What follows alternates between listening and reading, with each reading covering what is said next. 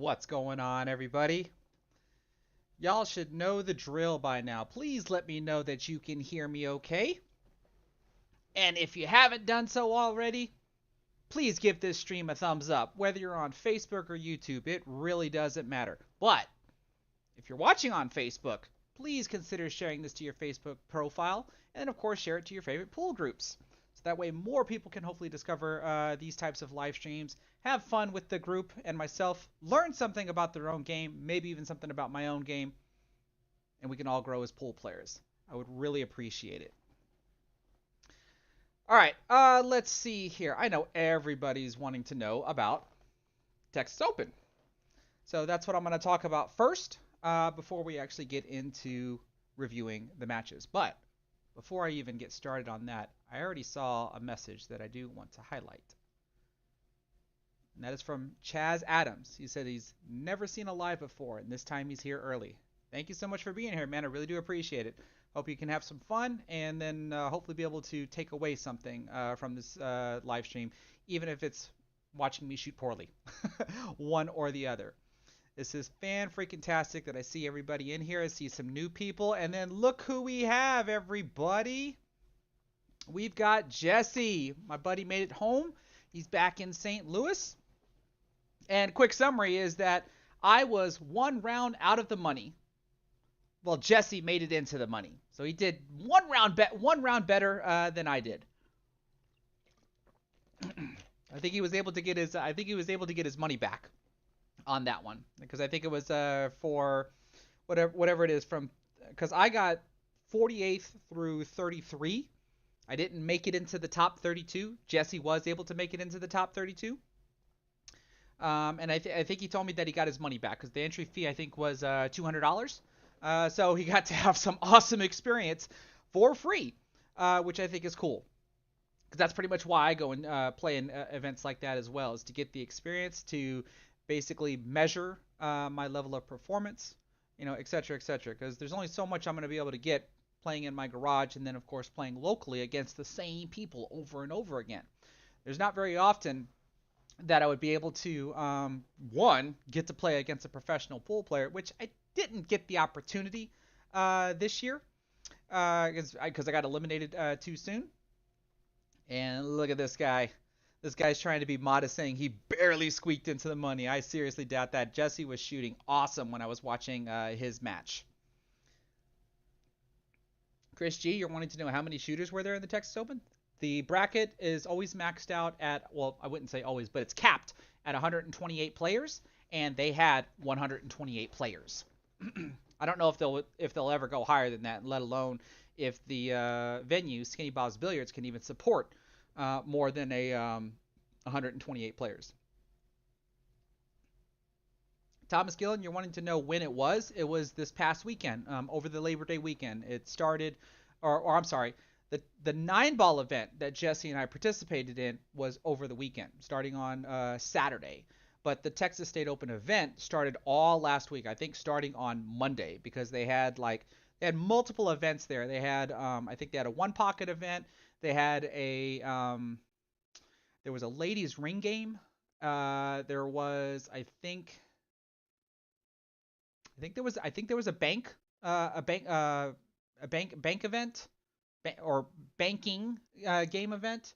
The ladies open, and then of course the Texas 9-ball open event. Okay, so before I get bogged down, I will try to highlight as many questions as I can. But before I get bogged down with highlighting any questions, let me go ahead and at least share my thoughts as to what I did. The first thing is that when we got there Friday night to practice, it was really a good thing that we practiced. More so because of 9-foot tables. I only have an 8-foot table at my home. And I play on a bunch of 7-foot tables for league. So being able to get some time on a 9-foot table is crucial. I say over and over again that an angle is an angle is an angle. So there's really not that much of a difference that you have to adjust to playing conditions when you're playing on bigger tables versus smaller tables. But you do have to account for the distance traveled that the balls have to do or have to go. So if you're playing on a bigger table, then chances are you have to hit the ball a little bit harder. But I also add that Because there's more distance that the balls have to travel, you do have to be more accurate. More accurate meaning being able to account for spin induced throw or cut induced throw on a variety of shots to where a certain cut shot, certain 10-degree angle cut shot can be hit a certain way on an 8-foot table, but you'll have to hit it, possibly slightly thinner, ever so slightly thinner on a 9-foot table because it has to travel farther, and you have to account for the induced throw that could possibly make it go off. And I say that primarily because of what I experienced on the practice night, which was finding out first that the corner pockets of the 9-foot tables that were there, 9-foot diamonds, was actually slightly smaller than Pro Cut. And what the way Jesse phrased it, what I think is actually perfect. It's true Pro Cut. And what I mean by that is, like, my table is Pro Cut as well. 4.5-inch corner pockets by 5-inch side pockets. Meaning that if I were to take a tape measure and I were to measure point to point on the corner pocket, it'll measure out 4.5. And if I go to the side pocket, measure point to point, it'll measure out 5 inches. So when I take two balls, which are 2.25 apiece, put them together, that's 4.5. I'm able to squeeze the balls past the points of my corner pockets, but I can't get them both to fall into the pocket. They'll actually get caught in the jaws of the pocket. But these pockets, I can only squeeze the balls into the points about halfway through the ball. So you'll have half of the ball past the point or above the point and half of the ball below the point before the balls will actually get stuck. So just a little bit smaller than 4.5, meaning that if I were to measure from point to point, it'll actually be slightly smaller than 4.5. So that's where more accuracy has to account for. So I found that when I was shooting, like, down the rail cut shots, not along the rail, but like, whether it's, a ball's width away from the side rail, 2 balls width, whatever angled cut shot that you would go down the rail, and let alone on the rail cut shots. Man, was I ever off so slightly to where I will catch the side rail and the ball will not go in. And then sometimes I would accommodate too much by overcutting the ball and just completely missing the pocket and hitting the short rail. It was tough. It was actually tough to adjust for that, but I did manage to adjust for it because every time before my matches, when both players were allowed to practice on the table, I would practice those shots. I would just set up a ball, 1 or 2 balls away from the side rail, set up a cut angle. It doesn't matter how thick or how thin, and just try to cut them along the side rails to see if I can get them to fall into the pockets. And then over time, I was getting more and more accurate at doing so. And so, let's see. First match that I played was against a unestablished, similar skill-leveled Fargo player. I think their Fargo was about 640 or something, but they didn't have a robustness of 200 or higher. So not exactly sure where the player might actually be once they actually settle in. I'm playing as a 629, but Fargo doesn't. There's no take into account of Fargo. It kind of makes me wonder, like, what kind of player I'm going to be up against, because it's just a race to 9. That match went hill to hill, and the only reason I can say that it went hill to hill was because of me missing, like, the 7 ball or the 8 ball. Like, I would control most of the table and blow the 7 or the 8 ball, and my opponent would be able to run out. I think at least there was 3 racks where my opponent did have full control of the table. One of them being that he was able to break and run on that one. And I was trying to do the break that I was working on in my garage, which is breaking from the corner of the break box, which is a diamond away from the center all the way up to the headstring. There was only a couple of times that I was able to get that second ball, the ball that's in the second row, to bank cross-side and fall. Every one of my breaks, though, would always satisfy the 3-point rule. But considering that I wasn't getting that ball in the second row to bank reliably, when I got to my second match, I switched to breaking from the side rails and doing basically, like, the standard type of 9-ball break that you would do when, like, the 1 ball's on the spot. Now, unfortunately, when I did that, I had so many non-compliant breaks. Like it was ridiculous how many non-compliant breaks I would get.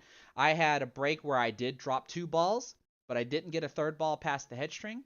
There were times when I would be able to make the wing ball, but couldn't get two balls past the head string. It was a complete struggle. But and that was even during my second match where I did win 9-1. And this is against a player whose Fargo rate is higher than mine. I think they were, if I remember correctly, I thought they were in the 660s. I might have to double check that, but theirs was a good, 30 or 40 points higher than mine.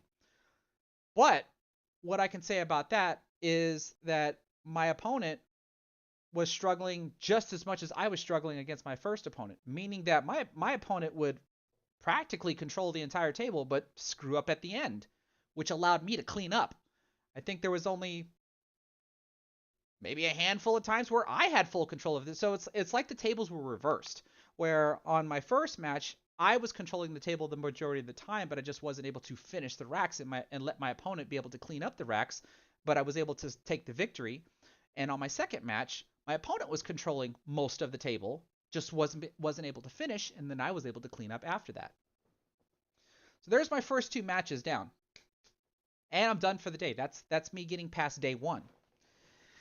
Day two, completely different story though. Let me tell you what. Day two, first match up against Ernesto Bayawa. If anybody's familiar with him, he's pretty much a legendary APA player. You see him all the time at the APA national event champion, usually winning the event.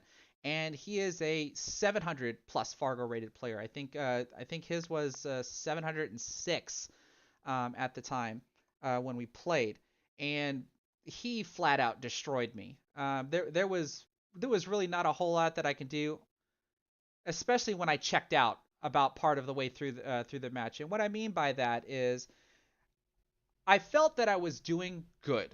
Like there were like when he's up 1-0, I think, and then I'm playing through my rack, I get all the way down to the 9 ball.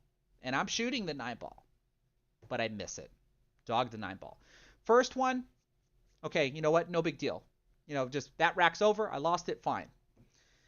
Get to another one to where I run all the way down to the 9 ball. I got about a 50-yard line cut shot where the cue ball is on the side rail at the foot string while the 9 ball is still on the spot. So pretty much frozen to the cue ball, frozen to the rail.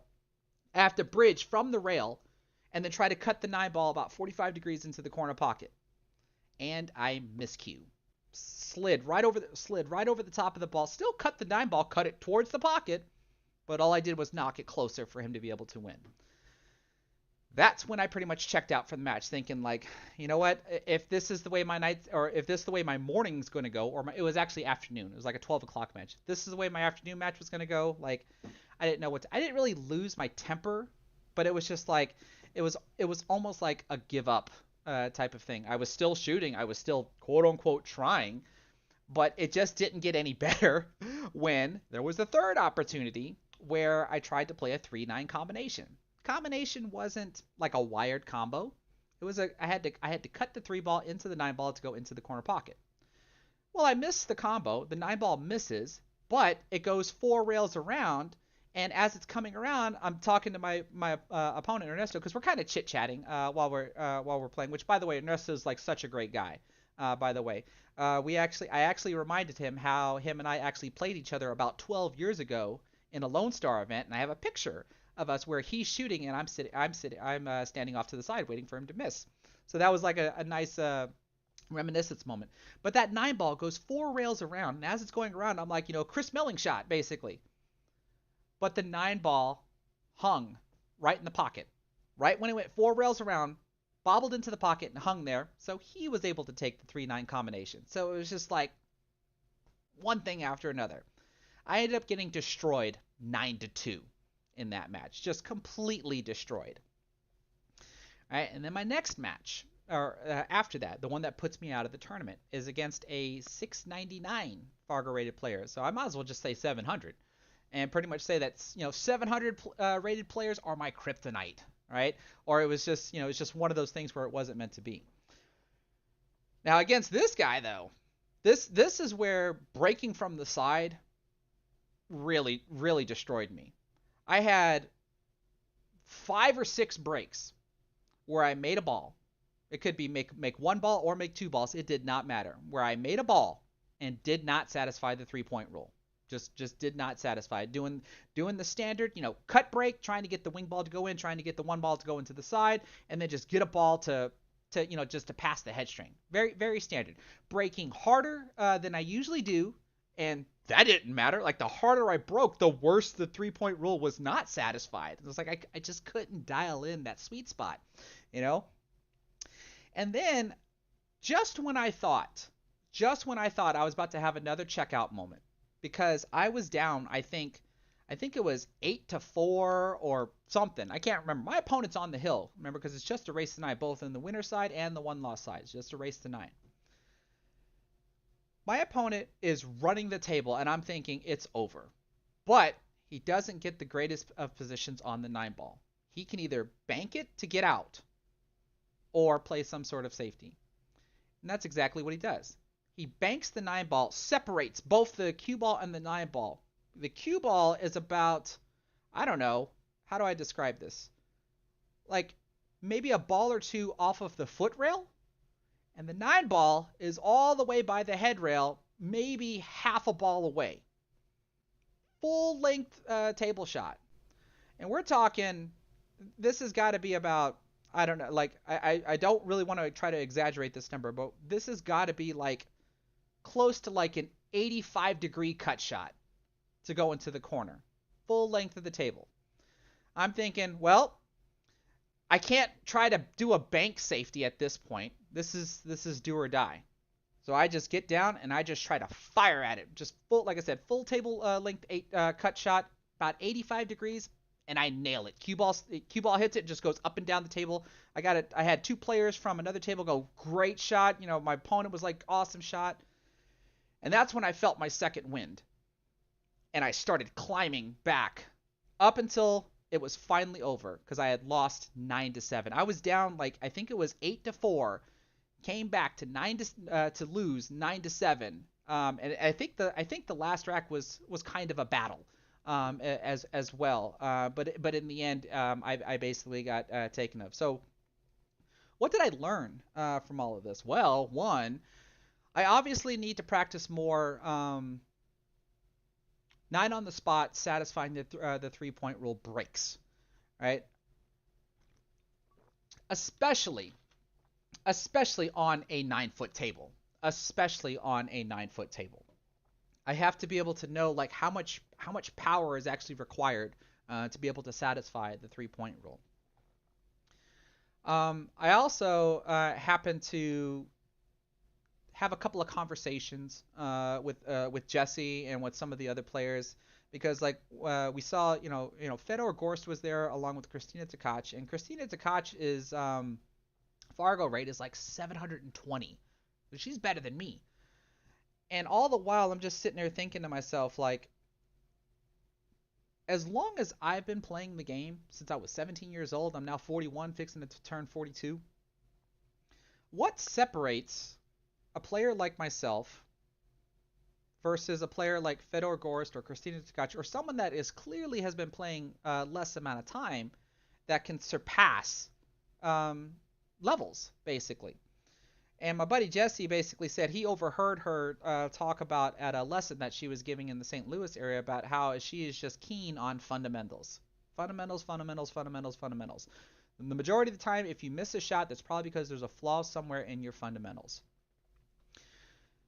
For some reason, just from hearing that actually makes me want to finally start doing some what I'm going to refer to as training. Not practicing, training. And I think that I'm actually going to probably start posting like vlogs of that. Training vlogs, where I'm actually going to be doing like some sort of drill Whereas like when you're watching me play straight pull, or if I'm playing the ghost or whatever, like that is literally practicing, right? Because I'm unleashing every skill that's necessary to play the game versus training versus actual drilling. In order to be able to improve my game. So there's a couple of things that I started noticing, and what was interesting was when I played my first match, and I noticed how much I struggled. So when I played my second match, because before I played my second match, I was watching Fedor Gorst play his match, and I was just looking at how flawless his form was, the way he steps into the shot, the way he cues, his set pause finish. Like he will, come back here, pause, and then just come through. Sometimes drop his elbow to perform the piston stroke, but like everything just looked flawless. And I tried so hard to mimic that during my second match, where normally what I will do is pause at the front and then kind of swing myself back and swing myself forward without really doing some sort of pause. And during my second match, I made sure to pause in the back. I also made sure, because I know everybody comments on this when they watch like this, my league matches, they'll notice that my head comes up sometimes when I'm doing my final backstroke. And that's when I notice that the reason why my head will come up is because of how far I will actually pull my hand back, which what a pendulum stroke does is just that, because your hand is coming up, which is going to pull the back of your cue up, and then if you come all the way forward, your cue is going to dip down. So that creates the pendulum motion. Well, when the cue comes up, I don't want it to hit my chin, right? So that's why I kind of lift my head up and then I thrust forward. So I happen to notice that if I don't pull far enough back, I won't feel my cue hit my chin. So therefore, I can just stay completely still and then pause and then try to just launch my cue forward as smoothly as I possibly could. I did that during my second, third, and fourth match. It really paid off, obviously, in my second match because I was actually running out fairly decently. Whereas up against higher Fargo rated players, it just didn't really matter as much because if I missed, they ran out. So, like one of the training sessions I might have is literally me just shooting straight in shots and focus strictly on, how my body's aligned, how my arm moves. Does my cue ball spin horizontally when I do a stop shot, which means I'm hitting with some sort of side spin, or does it just stop right in place and just, shoot like 50 balls like that or something just to be able to nail down the basic of fundamentals of hitting a straight in shot. That's the extent of training that I'm probably going to start doing. Like I said, I feel like I'm probably just going to vlog those. I'll post them. But, and at the very beginning I might talk about like this is what I'm focusing on today. So let's go through the motions, and that way when I'm done recording everything, cuz there should hardly be any edits. I kind of want it to be as raw as the recording can possibly be. But then after I'm done shooting everything, I can obviously still do an intro and an outro, and the outro could be me reviewing the footage and reporting what I'm seeing. Like, it is my fun are my fundamentals where they're supposed to be? What do I need to work on? Yada yada yada. That's probably gonna gonna be my biggest takeaway from the Texas Open. Like anybody that's in here that knows how to play pool, it's you know there's only so much you can look at yourself and go like, well, what are my problems? And then sometimes somebody else can come in and tell you what your problems are. But Shortstop on Pool and I had this conversation. If we were to watch a 750 Fargo rated player play against an 800 plus Fargo rated player, if you were to watch them close enough, what differences would you see? And we came to the conclusion that the differences are going to be so freaking small, like very, very minute, because the 800 plus Fargo rated player, chances are, has nailed down more their fundamentals, their muscle memory, blah blah blah, whatever. Because they both players have every shot, they know how to shoot every shot, they know how to transition every shot, but one little difference in mechanics, the way the 800 player, accelerates through the stroke or whatever. Very, very small micromanagement. And when players ask me, when you're a skill level 5, how do you get to skill level 6 in the APA rating? Or if you're a skill level 6, or how do you get to skill level 7? As you get better and better in this game, that's literally what you're going to be looking for. Very, very small micromanagement of your fundamentals, your shot making abilities, understanding the options that you have, you know, whatever. And I myself have never really been a person that likes to drill. I mean, I just haven't. Like what I'll typically do is if I miss a certain shot, then I will just set the shot up numerous times and then just shoot it over and over. And technically that's kind of drilling, but I do that as part of a practice session. I don't just do strictly drills. But now I feel like I'm going to start actually doing some heavy duty drilling slash training on my mechanics, my fundamentals, shot making abilities, etc., etc. And that's probably going to be some new content that I'm going to have on my channel that'll hopefully help me improve as well as help you improve as I start looking for different types of drills to actually practice. Because I do always stress that when you're training slash drilling, you should be working on one particular skill at a time. One particular skill.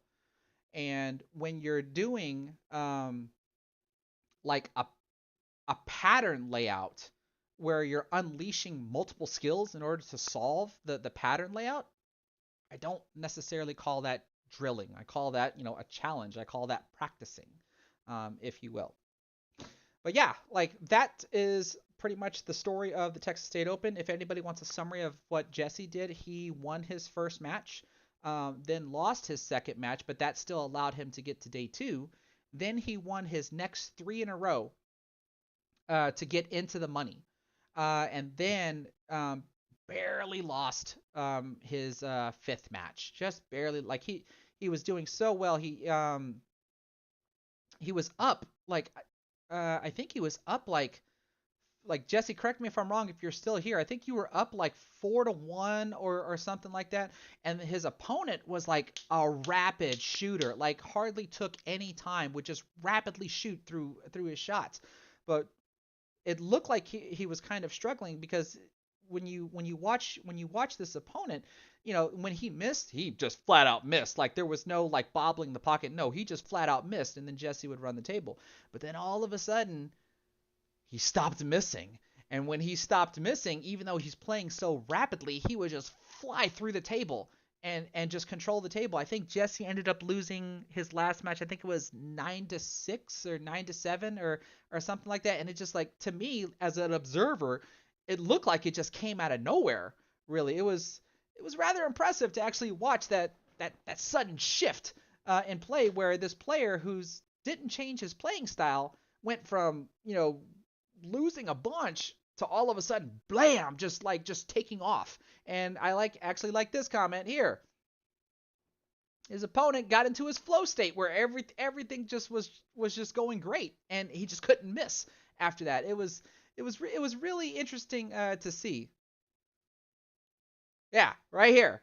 He just said he was up 4-0, and then all of a sudden, boom, opponent just takes off and just starts controlling the table. I think was it 9-6 or was it 9-7? That was the final score. I know it got pretty close at the end, and then all of a sudden he just took off again.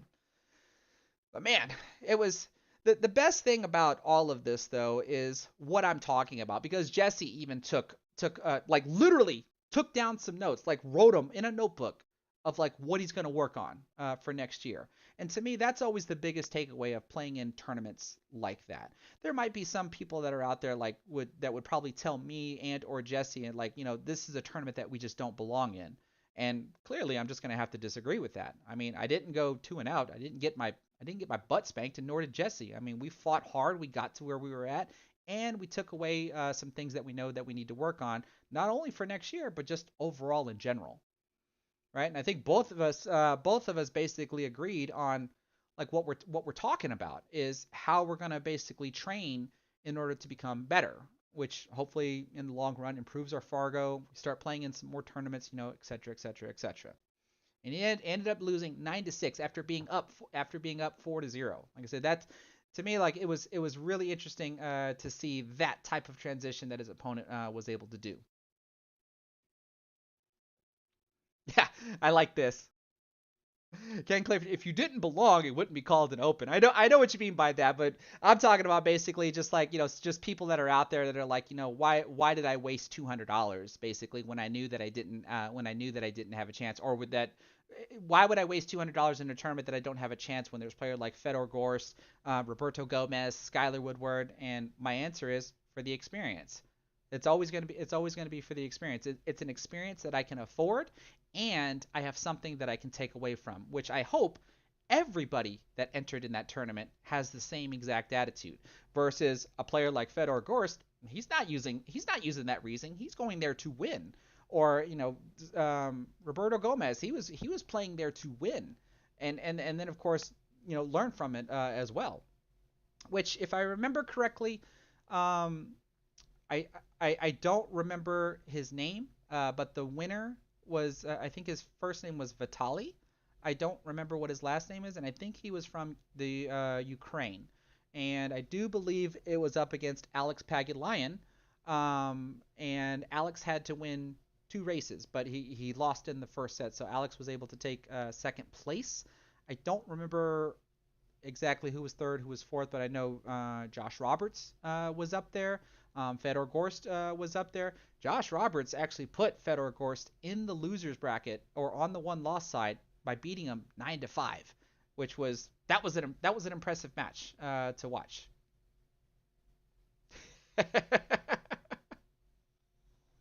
If anybody remembers the last live stream that Jesse and I did prior to going into the Texas State Open, we had a guy that basically said for 630 plus Fargo rated players like Jesse and myself, it certainly seems like we play like a bunch of or we play like skill level fours in the APA. And I put the guy on blast because his YouTube username was actually his real name, and I was able to look up his Fargo rate, and his Fargo was like below 500.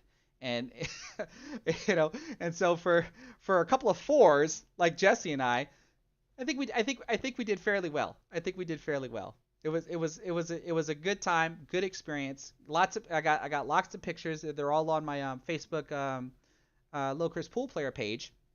And I was able to like I thought I wasn't going to get a chance to do this because I really wanted to, but she was always busy every time I had a moment, and that was to meet face to face with Savannah, the Roadrunner Easton, because she a long time ago, a while back, posted a video of her juggling with pool balls, saying she found something else, another way that she can train, and she was doing a three ball cascade in juggling, and I had commented about the next thing she has to learn about is how to do the three ball shower, and I showed her a video of me where I do a three ball cascade juggle and then transition into a three ball shower at the same time. So when she finally had a moment, I walked up to her and that's what I asked her. I was like, "Hey, did you ever learn how to do the three ball shower?"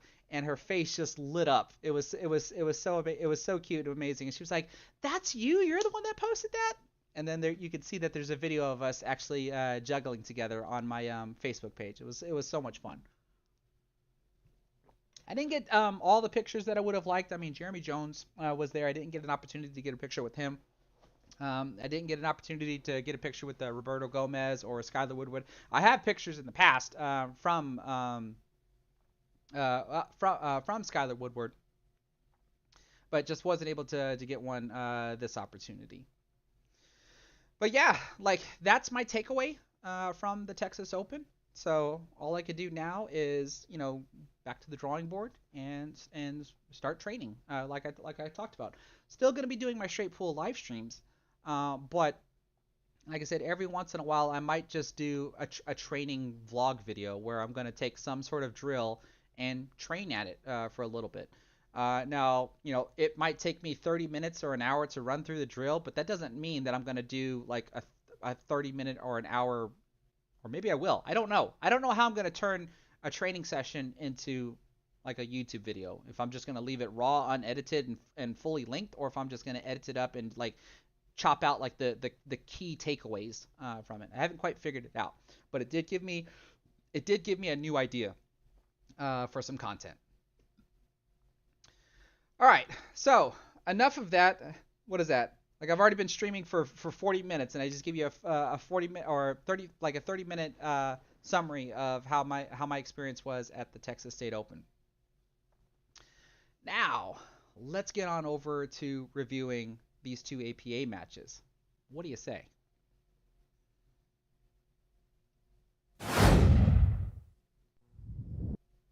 All right.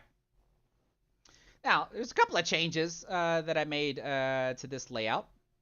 As I don't know if anybody notices, but if you at least look right around here, you can see that the border of my little video here is kind of glowing. It's a little animated. I don't know how I actually feel about it, but I do at least want to see what it looks like when I watch the stream on replay. And I don't know if there's any other type of pizzazz that I want to be able to add. But then I also want to point out the cue ball. Before, I just used to have a regular cue ball where you had a line going down or going vertical as well as horizontal, and then of course the red dot here in the middle where I can move this red dot around. That's nothing new. But you'll notice now that this is the IQ cue ball. This is from the maker of Thomas Van Eck. He's the maker of the IQ cue ball. He asked me if I would so graciously at least portray his IQ training cue ball on my channel, and I happily obliged. I actually have this cue ball. Um, I've been meaning to want to do like some sort of product review video on it. I just really haven't made the time because this cue ball is designed to have a training player see where they're striking the cue ball, right? Because you would literally place the cue ball on the table facing you like you see here, and you can do like your stroke test drill where you want to shoot the cue ball straight down the rail or straight down the table, have it hit the rail, come back and hit your tip. And then you will see where you strike because of the chalk mark. Now, unfortunately, I use talum chalk. Talum chalk won't leave a residue anywhere on the cue ball, so it doesn't really work on this particular cue ball. I would have to use like Master's chalk or Predator chalk or another type of chalk that would leave some sort of residue on the cue ball so I can actually see where I struck on the cue ball. Now, a lot of players out there, they like to use the chalk that usually comes standard with pool halls or at their home pool tables, which is going to be Master's chalk. And Master's chalk will leave a residue on the cue ball. So that's the benefit of having this type of training cue ball to see where you're actually striking on the cue ball. And so you also notice on this cue ball how it basically has a clock: 12 o'clock, 1 o'clock, 3 o'clock, 5 o'clock, 6, 7, 9. You're just missing the 2, 4, the 8, and the 10. So if you ever hear someone say at your APA leagues, hit the cue ball at 1 o'clock, well, they're literally talking about like somewhere up here. Or if they say hit the cue ball at 3 o'clock, they're talking about somewhere up here. That's pretty much what this cue ball is designed to do, to help you see where you're going to be striking at on the cue ball. So shout out to Thomas Van Eck, the creator of the IQ cue ball. If you look up IQ cue ball, like in a Google search or whatever, you'll find his website where you can actually purchase these. And I think they're also distributed on a lot of different pool websites as well. And so far, that's the only change. Those are the only changes that I currently have to this layout here. As time goes by, I don't always want to be streaming with like the same type of layout. I want to, every once in a while add something a little bit new, something that's a little bit more eye appealing, or just switch things up a bit. Like I doubt there will ever be a time where I can actually have two cameras going at the same time during a league match. One camera in my local pool is already distracting enough, so trying to have two cameras with two camera angles would just be a little ridiculous to control. Let's see here. This is a good question I can answer. Adam Noonan, you're wanting to know, is coaching allowed in your league match? Can teammates tell you the shot to play? The answer is yes. It just really it depends on your skill level. Because if you're a skill level 3 or lower, you have what's called a timeout. And skill level 3s or lower get 2 timeouts per rack. Whereas skill level 4s and higher, they're allowed 1 timeout per rack. So typically what happens when I am watching my player play, if I see that they're about to do something that's just completely quote-unquote wrong or doesn't yield good enough results, then I will call a timeout, come up to them, ask them what they're currently thinking about, tell them all the pros and cons of whatever it is they're thinking about, and then hopefully offer them a better suggestion. Now, once I offer them the better suggestion, they're still free to choose. Do they want to choose what they were originally thinking about, or do they want to take my suggestion? I don't really try to dictate what they're supposed to do at the table, though that's what I used to do in the past. Now, sometimes, though, when I call a timeout, though, it's because I'm watching my players study the table and they're taking too long to figure out what they're going to do. So chances are they don't really have a plan on what to do, so therefore going to a timeout, I'm at least presenting them an option. They'll at least tell me what they're still thinking about. They'll say, like, I'm struggling between doing this, this, or this, and not sure exactly which one to key on, and hopefully one of their ideas might match up with what I'm thinking about, or sometimes none of them will match up. But it'll still be an opportunity for me to be able to come to the table, offer them a suggestion, and then still have them choose what they're going to do. All right, so enough of that. Let's go into this match. In this matchup here, I am playing up against a skill level 6. So this is going to be a race to 5-4. You can see that it's going to be my 5 to their 4. And yeah, let's see how this match goes by starting off with the lag.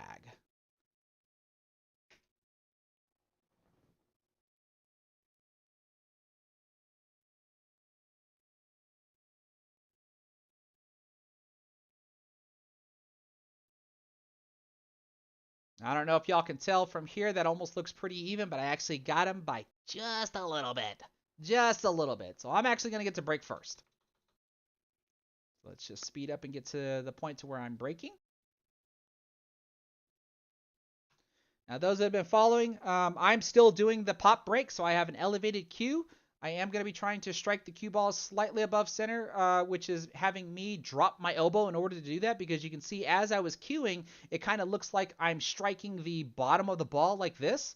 But right on my final stroke, I drop my elbow to try to level out to hit the cue ball right about here, and that actually causes the cue ball to pop into the air like you saw, and then hopefully land somewhere near the middle of the table like you saw. It's just unfortunate on this break, I broke dry.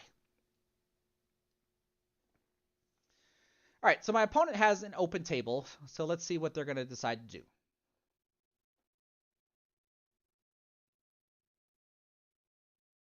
Looks like they have a 6-5 combination. Looks like they can try to cut the 10 ball on the side. Looks like they're going for the 10 ball, so they want stripes. Oh, he went for a bank shot. Never mind. Couldn't tell if the 10 ball went cleanly, so maybe he was trying to do a 10-9 combination. Not entirely sure. So remember, now, this is where I can kind of break down like my thoughts, what I do, why I do it. And a lot of the times I'm just repeating myself from previous live streams, but if there's someone new in the live stream, this obviously benefits them. Everybody else, y'all should have heard this before. Every time I come to the table, the first thing I do is I assess the entire table, especially in this case, this is an open table, so I have to be aware of where all the solids are and where all the stripes are, and particularly where the 8 ball is at. So that way I can decide which set that I'm going to choose. So when we look at the layout of this table here, we can see a couple of issues, right? If I were to choose solids, what am I going to do with the 7 ball? Right? It can't obviously go here because it's blocked by the 12. I would have to try to bank it somewhere or try to get the 12 out of the way during the run out of shooting solids. If I were to choose stripes, this is kind of an issue right here. I would have to do basically the same thing. So that's just a small example. I don't want to go too heavy into details here, but the first thing I'm doing is, regardless if I'm solids or stripes, because this is an open table, I'm identifying problems that are on the table. So as soon as I see which one has the least amount of problems, then chances are that's going to be the one that I'm going to that's going to be the set that I'm going to choose. Particularly if I can decide if these are problems that I can even solve right away and still be able to try to run the table from this point here. Now, I don't exactly remember because this match is a couple of weeks old now since I haven't had a chance to review these matches. So let's see which set that I choose. I would have to think, based on the layout of the table and where my cue ball is starting, it's going to be solids. Even though I just pointed out this 7 ball here. I'm probably still going to try to shoot solids.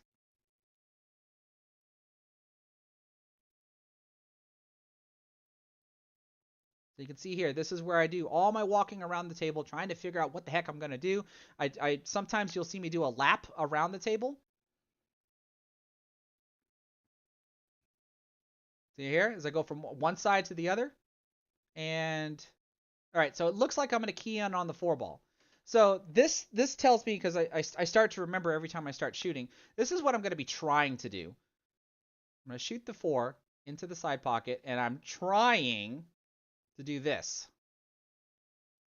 So that way I can break out my 7. So you can see by the way that I'm queuing that I'm going to be doing a center ball hit or close to center ball hit, but I have to have some left spin on the cue ball. Have to have. Now, the unfortunate part is, even though things that I plan, they don't always go according to plan. Like that. Like, what the heck was that? That didn't go anywhere near that I wanted. So the thing I have to wonder is, did I strike where I wanted to strike? I'm going to play this frame by frame and see where did I actually strike. And see, I didn't strike where I wanted to strike. I'm actually striking slightly higher. It looks like I struck right around here. Right? So this will go to my point of why I need to train. Right? To make sure that I keep my cue as leveled as possible and I don't go up and down during the final stroke, and actually strike the cue ball where I want to strike. So training is hopefully going to fix this. So I make the ball nonetheless, and I am solids. But now, as I pointed out, I have to figure out what am I going to do with this 7 ball. So I think the question becomes is just, do I improve the situation of the 7 ball right now by meaning that I'm just going to knock it away from the rail? Because I can look at this table and go, okay, what is my opponent going to do with this area right here? And what is my opponent going to do with this 10 ball? That probably means that I might be able to come back to the table, or at least that's the gamble that I'm going to take. Let's see if that's what I do.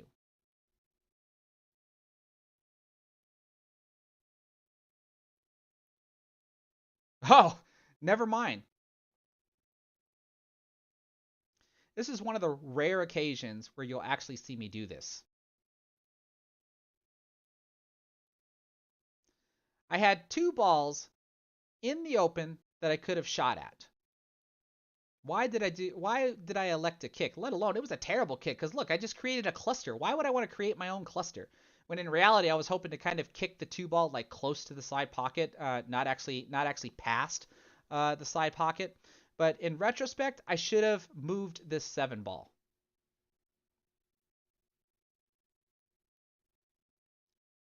My opponent attempts to move the 10 ball, and look, now I'm back at the table with the same exact problem that I had before, plus this problem here.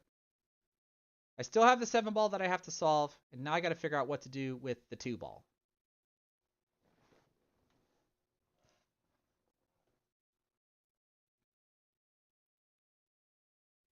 So let's see, what am I going to do here? It's 8:23 p.m. Enjoy your night. Did y'all hear that? Why would my Echo Dot tell me that when I could swear I didn't say her name? But apparently it's 8:23 p.m. where I'm at.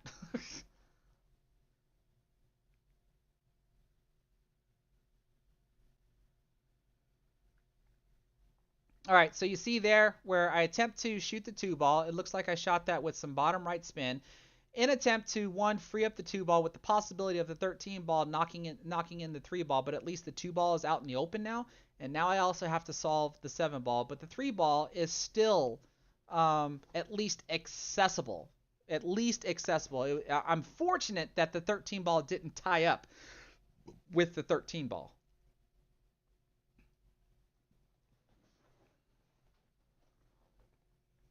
Okay, so now my 7 ball is kind of open, kind of. But when you look at the position that I'm in, how many of y'all would shoot this 3 ball? Look at the layout of the table and ask yourself, would you shoot this 3 ball? Because I'm not going to. The table is currently not in a state where I can run the table. So that's why I don't want to open this pocket. I want to keep this pocket blocked. Let's see. Am I going to shoot that 2 ball? Okay, looks like I gently roll the 2 ball in. That's going to get me position on these balls here. So I guess I decided not to do this yet. But as I said before, the table is not in a state where I can run the table. So what do I attempt to do?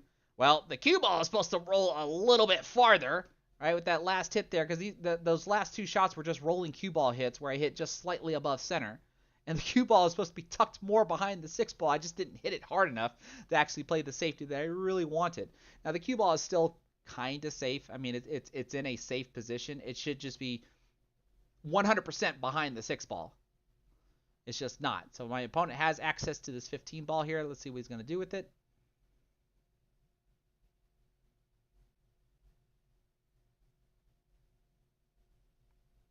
Looks like he tried to go for a bank shot, and look, my 3 ball is becoming less and less accessible.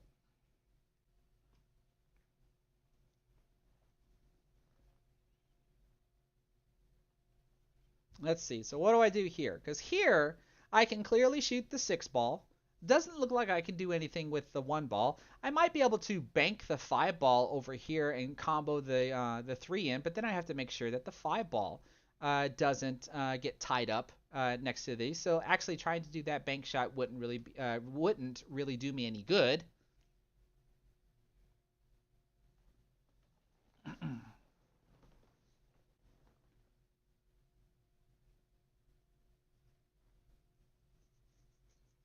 So what would y'all do here?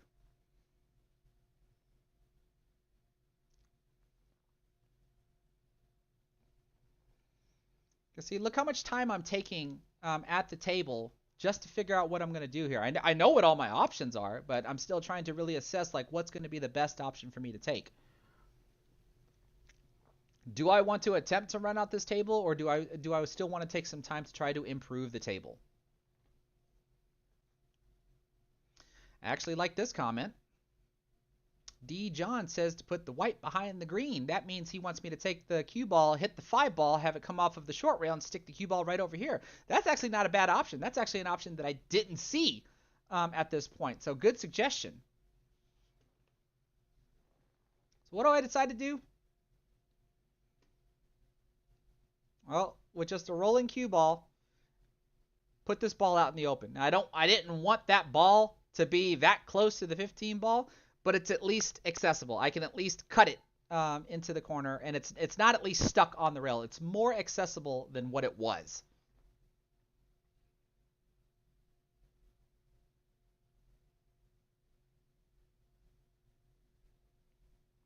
Okay, opponent takes down the 9 ball. Now, at some point in time, like, it would not be a bad idea for my opponent to go ahead and claim this pocket. Like, my opponent should pretty much just shoot my ball in, so that way these 3 stripes have access to this pocket. The longer he leaves this here, then I don't think that benefits him. Especially since this is getting worse and worse, right? Now look, the table is now in a solved state with this being, or it's in a solved state for me, for solids. With the exception of this being the most troublesome area because there's only one way to get there, and that's right now. I'm in a position where I can shoot at it right now, so I might as well go ahead and do that. And if I remember correctly, this is done with some bottom left spin as I try to get out of the corner. So there goes the 3 ball.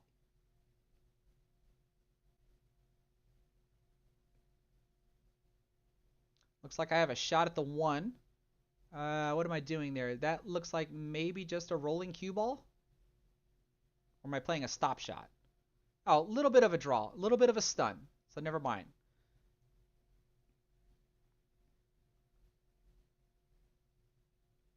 So everything looks free and clear from here. This probably looks like a little bit of stun right. The cue ball is going to go 2 rails around this way for position on the 6. Ooh, kind of flirting with that side pocket there. Would have been better if I would have caught the side rail just above the side pocket. Now this part's okay here. This is where I can actually just shoot this with a rolling cue ball and have a natural cut shot on the 5. Because then from the 5, when I cut this in, the cue ball naturally will come up table to give me position for the 8 to go into the side pocket. I don't even think I need any side spin on this. I think it just naturally gets there. Or do I go ahead and hit the side rail as well? I do. So that means I had some left spin on it as well in order to do that.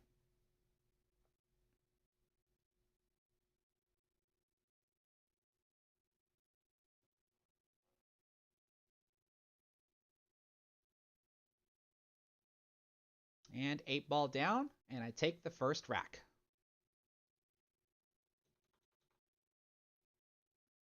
So bit of a slow start there, but I was finally able to take it.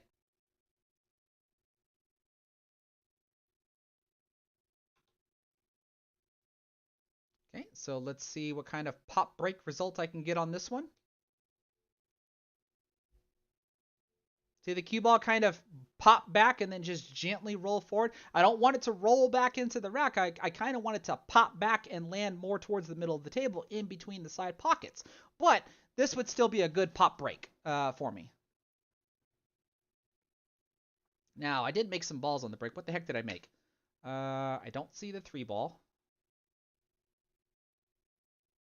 There's the 4, 5, 6, 7. So the 3 is gone. And then 1, 2, 3, 4, 5, 6. So what did I make? Looks like I made the 14 ball. So this looks like an open table. So I have to rinse and repeat the same exercise. I look at this and go, okay, well, first, what ball can I obviously shoot at, right? That's going to be the number one question, despite the layout of the table. Like right now, it looks like it kind of looks even. Like I don't really see any bad clusters. But when it comes to do I choose solids or stripes, well, if I were to choose stripes, what do I start with?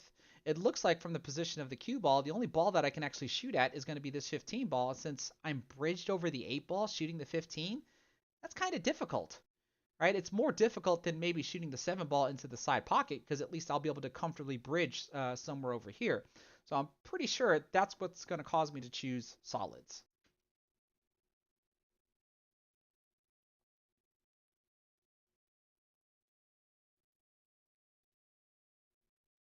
Now, as I said though, before I make my decision, I am looking at every ball and possibly where could every ball go, depending upon, do I accurately control my cue ball where I want it to be as I transition from one shot to the next. So when we look at me shooting this 7 ball in as I call it, my cue ball naturally wants to come over here. So what am I getting position for? Possibly the 2 or possibly the 1. Let's see, Kyle Kerr, you're suggesting maybe the 10 in the side. If I were to shoot the 10 in the side, then my cue ball goes this way. And so what ball am I going to be playing position for? It's kind of hard to maneuver all the way back around in order to get position on another stripe. You can see there, 7 ball down. I got position on the 1 ball. So now I got to get out of this corner because I can't tell how flat I might be on this 1 ball. But chances are that means I'm either going to get position for the 2 in the side or the 2 in the corner. That looks like I might be doing a 2 railer or 1 railer off the side rail. And when you look at this here, if I remember correctly, I wanted to make sure that I had some sort of an angle to where I can use a rolling cue ball, shoot the 2 up here, and roll into position here. But look at this angle, right? You see me shaking my head? I don't like this angle because this looks like if I were to attempt to shoot this 2 ball in like this, my cue ball is going to roll all right. It's just going to roll straight over here. When if I would have landed right here, then I could safely shoot the 2 ball all the way up and then try to land somewhere right here for position on the 5 to go here into the side pocket. So what am I doing? That looks like maybe a center ball hit. That was like a stun right hit. And you can see, what am I trying to do? I'm trying to get right here for the 6 ball, but I didn't get it. Pulled the cue ball over to the side rail and then back out and tried to land right here, but just fell short.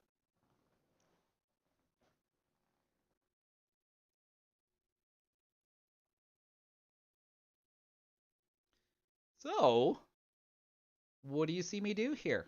Here's me using that 1 rail, or the easiest 1 rail kicking system that I had made a video on. I've actually used this already plenty of times during League. I actually have a previous League match where I was able to make the ball that I measured out and kicked in. So I am going to try to kick this 5 ball into the side pocket.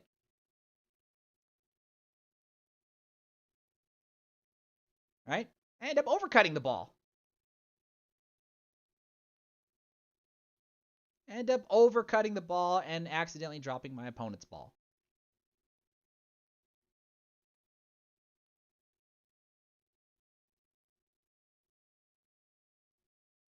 Whoops.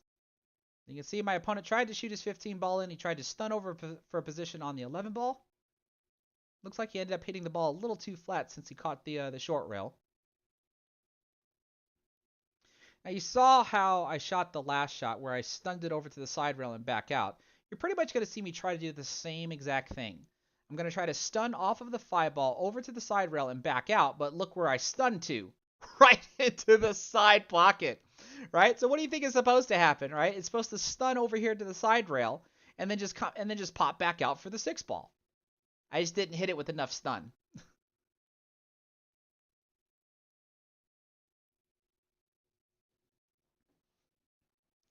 All right, so with cue ball in hand, how would y'all pick apart the rest of these stripes? All right, we can see here it looks like my opponent wants to start at the bottom end of the table, which really isn't that bad of an idea. So that way he can try to focus on just what he has up here. Kind of, hit his cue ball just a little too hard, in my opinion. I don't think there's any reason to come this close to these 2 balls here. He could have just gently knocked it in, had his cue ball stop right here, have position for both the 12, the 13, and the 9 ball. But this 15 ball is kind of an issue, don't you think? If we were to go back right here, my opponent has cue ball in hand. I kind of think it would just be better to start with the 15 ball. That's at least for me. If I had cue ball in hand in this position here, I would be shooting the 15 ball. See, and it looks like Nate Tam agrees. Shoot the 15 first. You can place the cue ball right here, shoot the 15 into the corner, and possibly just stun out here for the 9. The 9 allows you to transition to the 11, and then use the 11 to transition to the last 2 balls, the 12 and the 13 ball. That probably would have led for a quote-unquote better out. But let's see what my opponent can do with what he has already decided. Because this is where he's at. And really, he can play a safety. All he has to do is just hit the 12 into the rail and just stick the cue ball right where it's at. I can't see my 6 ball or my 4 ball. Like, that would be a good choice for my opponent to do.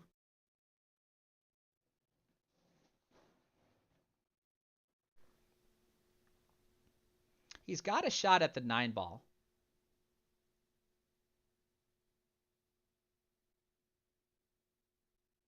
But looking at this angle here, it looks like he's going to try to cut that 12 ball in. That's exactly what he does. I think at that point there, I probably would have elected to play the safety. Just stop the cue ball after hitting the 12 and hold it right behind that 13. Gives him a shot for the 9 ball. He's going to have to transition from the 9 possibly to the 13. Good shot. Gets decent position on the 13. Now I just don't know if he's going to be able to transition to the 15. Right? I think his cue ball, he might cause his cue ball to hit my 6, but that's not going to give him a shot at the 15 though. Oh, he tried. He tried.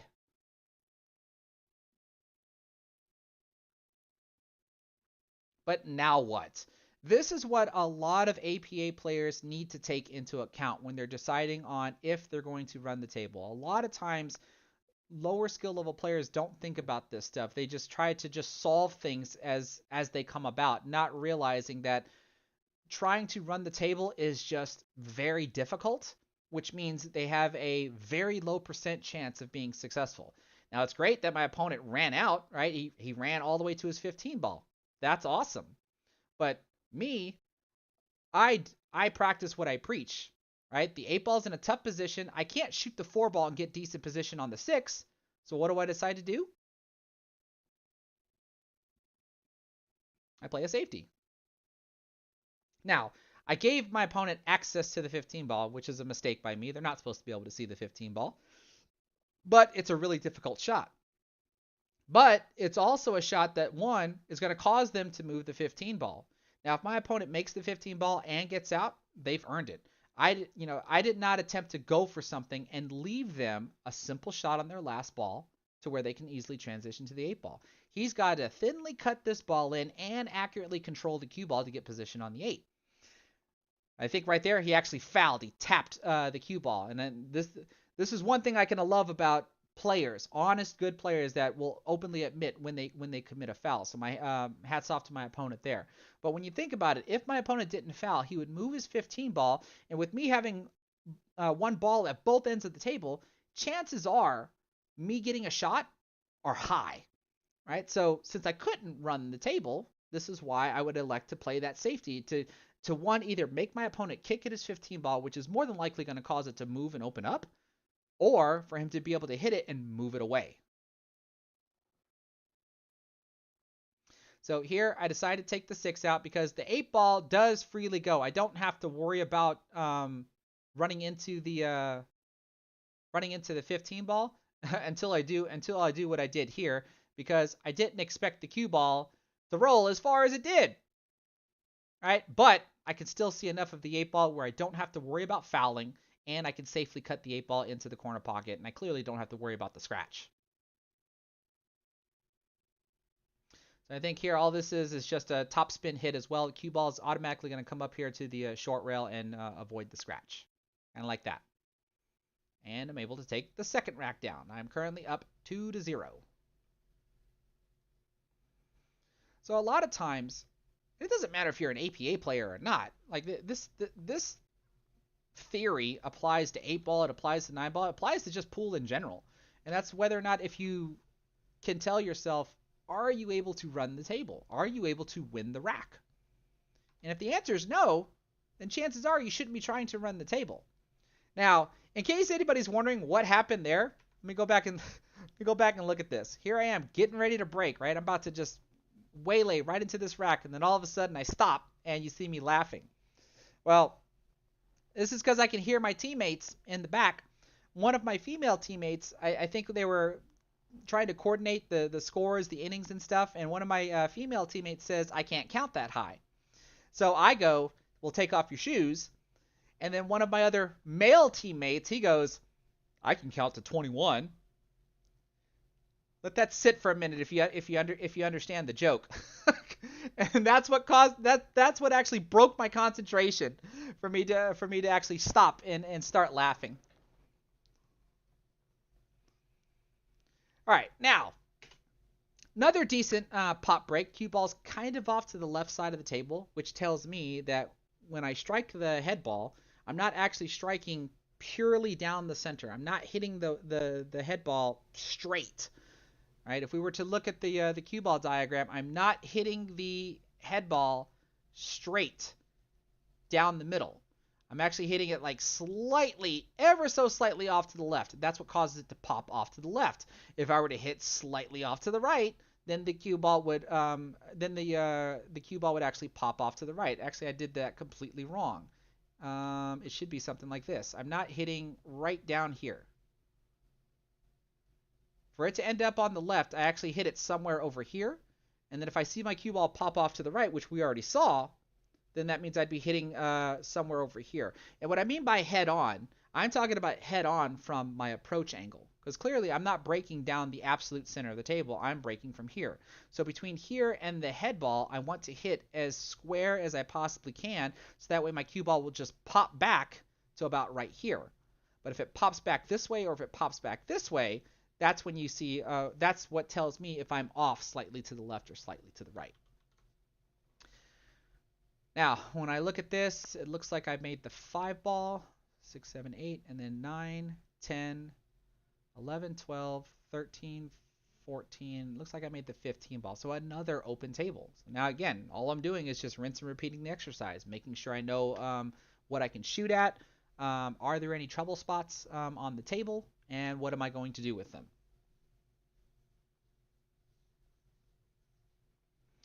Now, when we look at this, though, it looks pretty apparent that I'm probably going to start with solids. The only option I have, it looks like, with stripes is to thinly cut this 11 ball back into this corner pocket, which means my cue ball heads on over here towards this 8 ball. Don't really ever like my cue ball heading towards the 8 ball. So that probably tells me that I'm most likely going to start with this 7 ball. Most likely.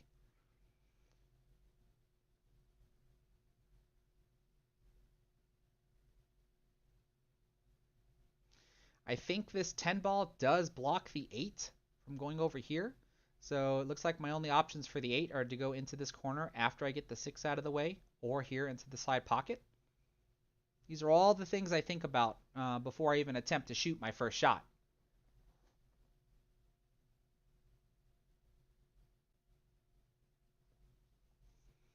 So settling in on the 7, like I said. Looks like I might be drawing the cue ball. Or nope, never mind. That was stunning the cue ball.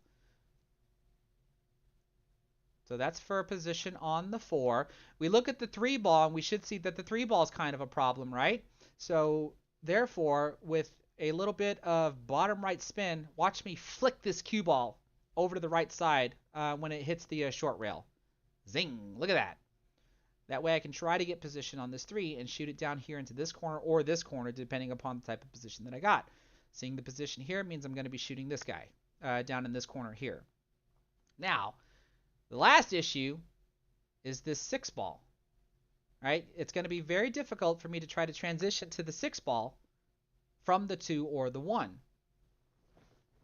So, what I would want to do from this position is play the 3 ball and then play the 6. So watch what I try to do here with bottom left spin on the 3 ball.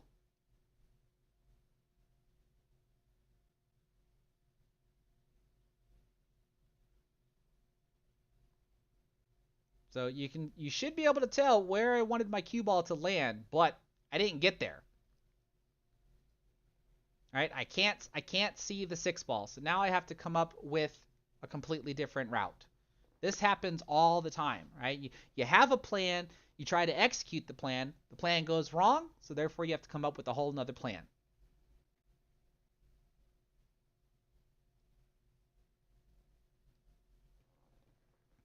So what's the rest of the plan going to look like? Well, if we if we look at the layout of the table, it should be fairly obvious. The only ball I can shoot at is the 2 ball.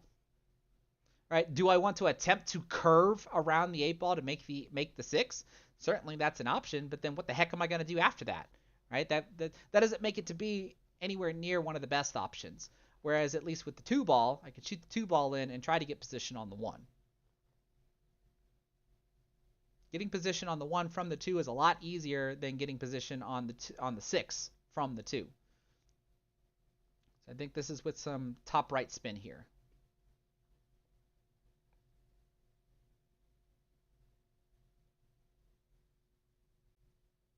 All right, so now when we look at this shot here, it's going to be very important. You see, I land somewhere right here. Another topspin hit.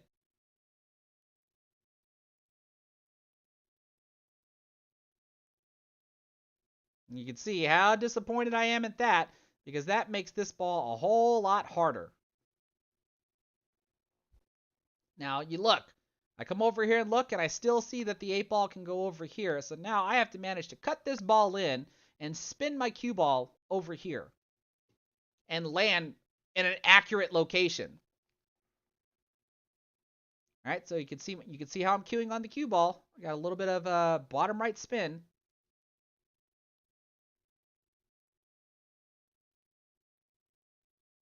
You can see how much that spin takes off of the rail. Lands perfectly for the 8 ball in the side pocket, and this would be a break and run.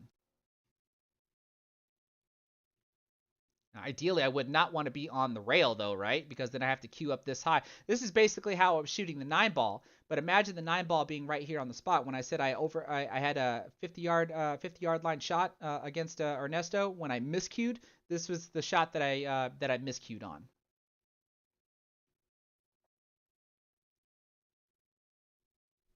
But now I'm up 3-0. Let's go to the next break.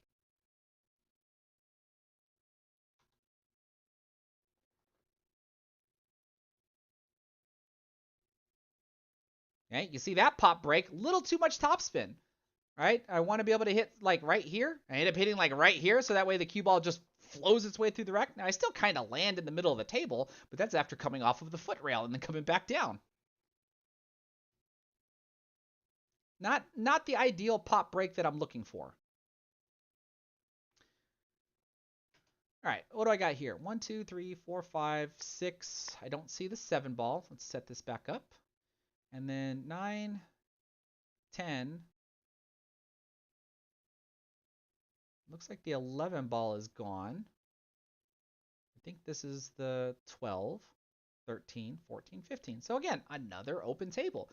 This is at least one of the benefits that I've been able to get out of the pop break, if I can get that cue ball to land near the center of the table, I'm using the pop break. I'm able to put more power into the break, so therefore the balls will be traveling, all over the place.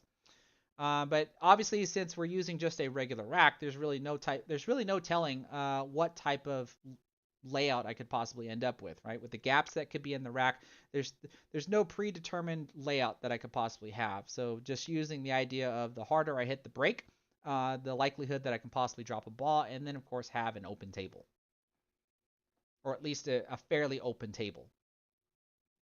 So it looks like I'm keying in on the 10 ball, and what the heck was that? That must have been me trying to open this guy up, right? We go back and look. This means I'm shooting this with a little bit of stun left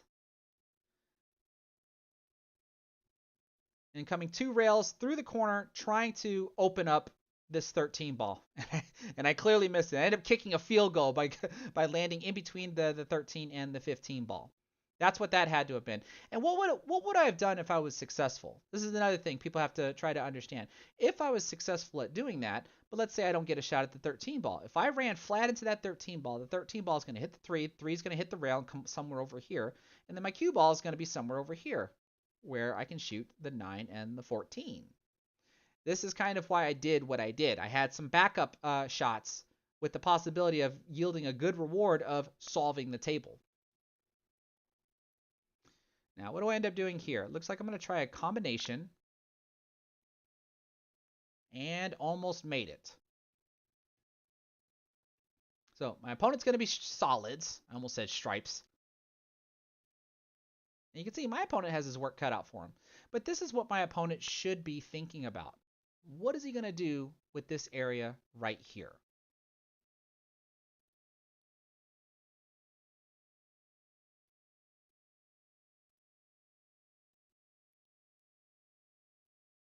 Now, I actually like that. That wasn't bad. Trying to bank the 6 over here into the cross corner. That actually wasn't a bad choice. I don't really have any objections to that. Now, it looks like I'm going to try to free up the 8 ball now. Looks like I've got a lot of draw as I shoot this 15 ball. And you can see that the 8 ball is now open.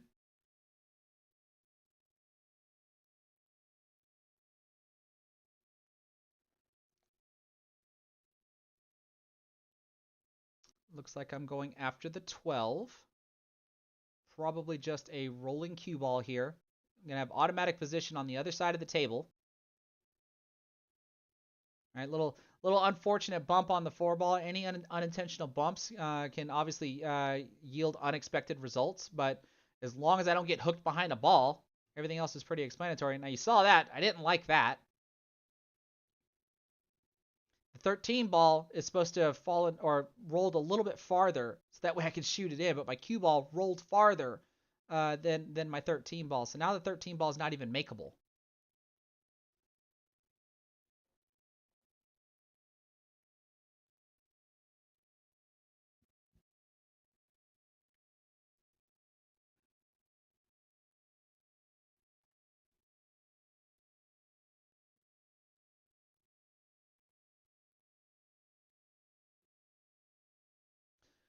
What do we do here?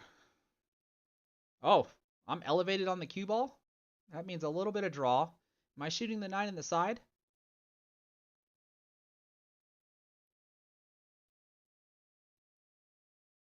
Oh, never mind. I fired it into the cross side. Nope, Kyle Kerr. There is no defense cuddle on the 13 ball. I fire banked that 9 ball into the side pocket. Got position for the 13 ball. Top left spin for a 2-rail position for the 8 ball to go into the upper right corner pocket.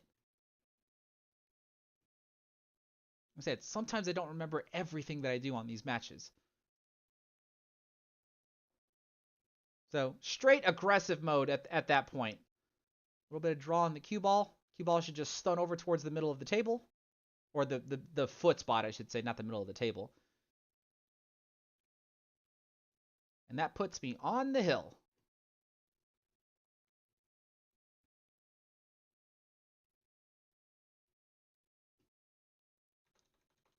Now, when I'm on the hill, I try to go for an 8-ball break. Because in APA, making the 8 on the break, as long as you don't scratch, counts as a win. So I'm just going to strike the ball that's in the second row. There's no pop break on this one here. Look at that 8-ball moving, right? That's usually what I go for. Typically, since I break from the left, you kind of expect the 8-ball to float over here to the right side. There are plenty of times where I see that the 8-ball will get kicked over to this side, so I've seen it fall in the opposite side here or the opposite corner. But I broke dry. So my opponent gets to come to the table.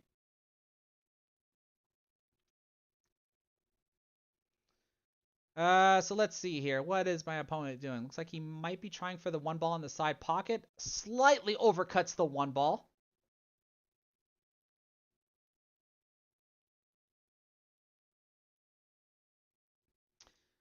So I get to come to an open table. And when we look at the layout of the table, what's my obvious shot? The 9-ball, right? Do I really want to attempt a 1-5 combination? I could. That's certainly an option. That is certainly an option. But why take a combo when I have an open shot? The answer would be if the combo actually yielded better results. But when you look at the rest of the layout of the table, look at the 2-ball, right? The 2-ball really can't go anywhere. The 6 and the 3 look like they can go over here, but I have to get position. So I end up taking stripes. That looked like some top right spin. Spinning off of the side rail there. And this 10-ball barely squeezes by the 4-ball. You see me getting down and looking, trying to make sure that it does pass by. So here I'm just going to try to use a rolling cue ball and just gently float the cue ball up towards that 10 and try to have it pass the 4.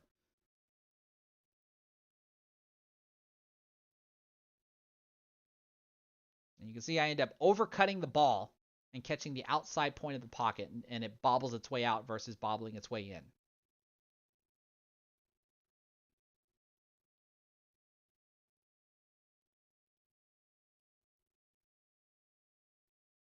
Okay, my opponent shoots the 2. Now, one thing I can say about my opponent is notice how quickly he came to the table and just started shooting, right? And that's another typical thing that I see with a lot of APA players is sometimes they just come to the table and look for the obvious shot, and they will try to build a pattern around the obvious shot. And a lot of times, but not all the time, sometimes the obvious shot is probably not the shot you should be starting with. There probably is a quote-unquote harder option that yields better results. Now, in this case here, it looks like it's working out for him, but it would make me wonder if he's building his run out on the fly, which is something I talked about in previous live streams when I watch other opponents. I watch them build a run out on the fly rather than constructing a run out before they even shoot their current shot. Now my opponent was able to run out. It looks like he slightly overcut the 7-ball there. But then I'd be curious if that was the case there. If he would have just taken just a little bit more time to study the table and truly figure out how exactly was he going to shoot everything before he took his current shot. And then once you have that plan, if the plan, if something doesn't go right during the plan, you come up with an entirely new plan.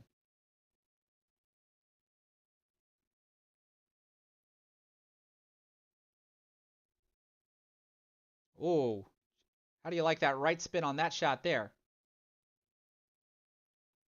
The high, or was it the high inside 3-railer on that one there. Let's see what other balls are gone. Looks like this ball's gone. Got position on the 14. Am I gonna shoot the 14 though? I should. I don't see why not. Should be able to play a stop shot here and not really allow the cue ball to move. Yeah, kind of like that.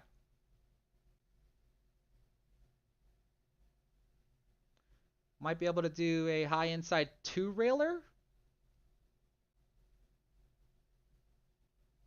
Yep, get position on the 12 just like that.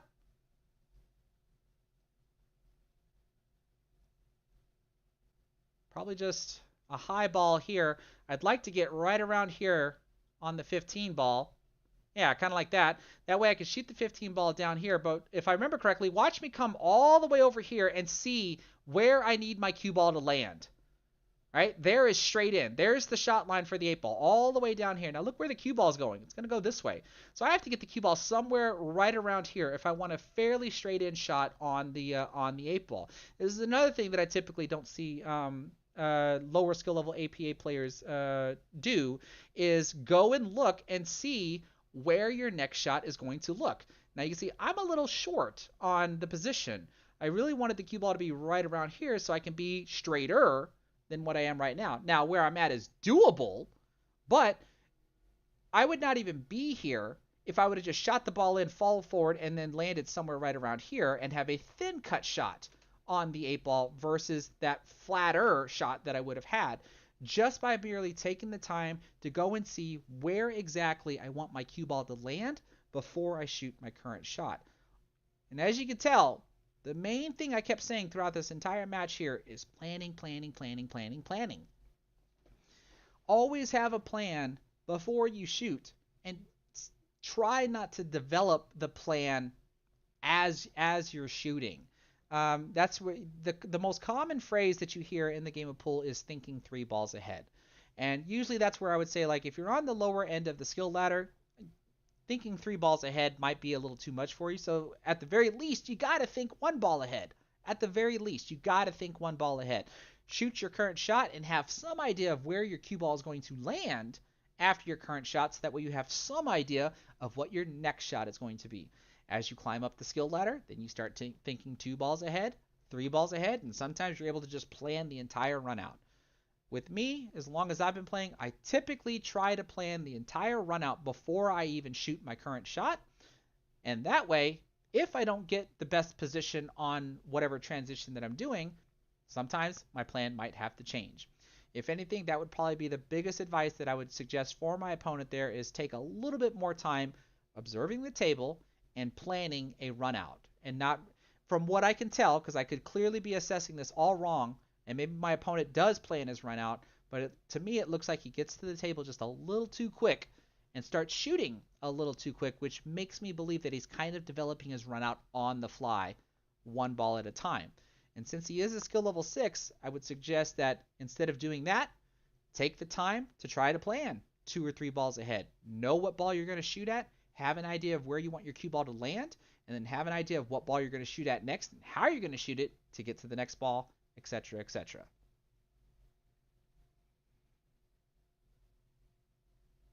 Let me see here.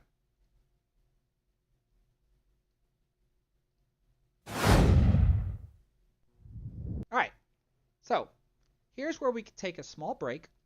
I can actually try to answer some questions. I try to do a little bit of chat interaction while I'm doing the review, but sometimes it's a little difficult when I'm just strictly focusing on the review, and look at the chat and try to remember exactly where I might be commentating on the match or not.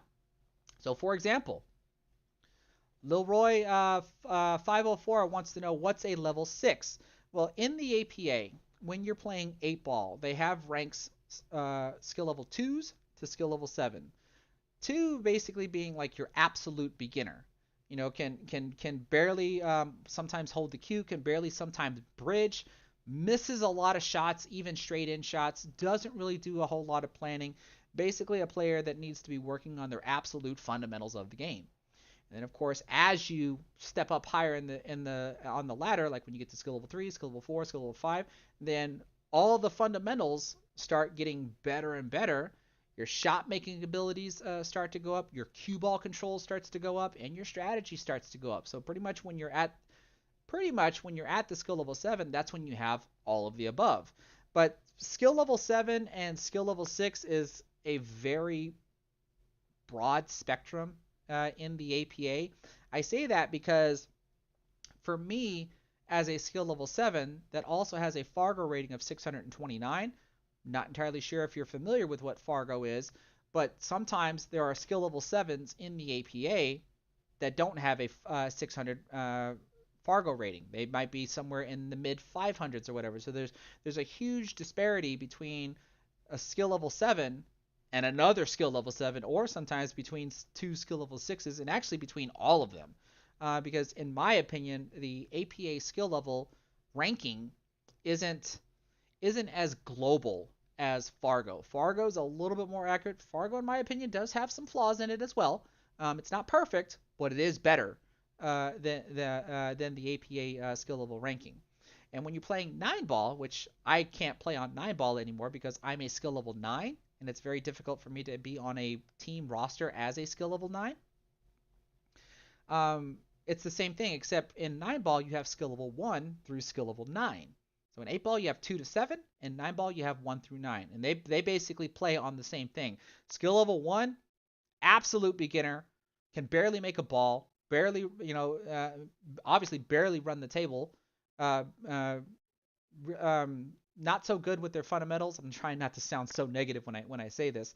Lots of work needed on their fundamentals, and as you climb up to skill level 9, you've got all that figured out to where, like, when you look at the table, you're able to run the table, transition the cue ball, et cetera, et cetera.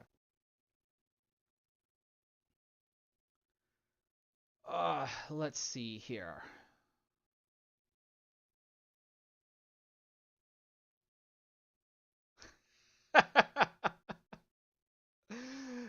Nope, not that one. Yeah, not that one. But we could see Nate Tam is a skill level 7, but he currently has no Fargo because that means he simply hasn't played in any BCA leagues, and he hasn't played in any Fargo rated events, or at least events that report to Fargo. Where the heck is the? This is not the message that I was trying to highlight. This is the message I was trying to highlight. This is from Craig. He wants to know, when do we get to see my Q-Tex? Why would you do that? Ugh. As you can see off in this little corner here, there are a lot of boxes. There's also a lot of cues. These are cues that I'm going to review, and some of which I may give away. However, this one I'm not giving away. I'm keeping this one. All right, this is one of the cues that was being asked about. I am keeping this one.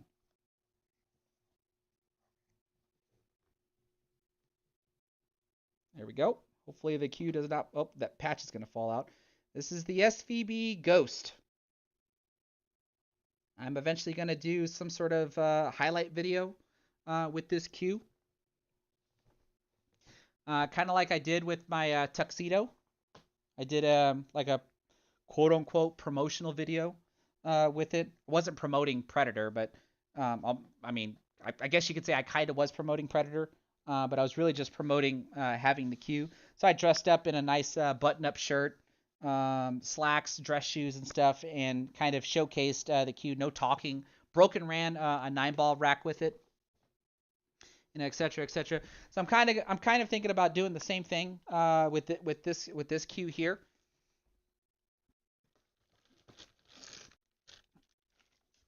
To where I could do like some sort of showcasing with it. But I've got plenty of other cues over here that will be some sort of product review video, and it'll be a cue that I give away, but just not that one. I'm keeping that one. That one's mine.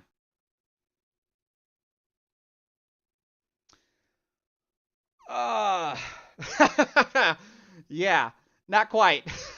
Robert Allison says, now that I'm a Q Tech guy, he gets dibs on my Predators, on my Predator cues, and especially with the one with the how tip on it. Nope. Like I said, there was a long time ago where, or a couple of streams ago, where I talked about where I wish I would have held on to every cue that I've ever owned. I've had a lot of cues in my lifetime. Josses, Muchis. I still have 2 Vikings. I think I've had a Woodworth custom cue, a limited Sean, but there's a lot of cues that I just currently do not have anymore. I either got rid of them because when I quit, or I got rid of them for stupid reasons. And I actually wish that I would have kept all of them, just as a collector's kind of thing. And that Shane Van Boning Ghost Q is going to be part of my collector, but that does not mean I'm giving up my Predator Qs. I'm still keeping my Predator Qs.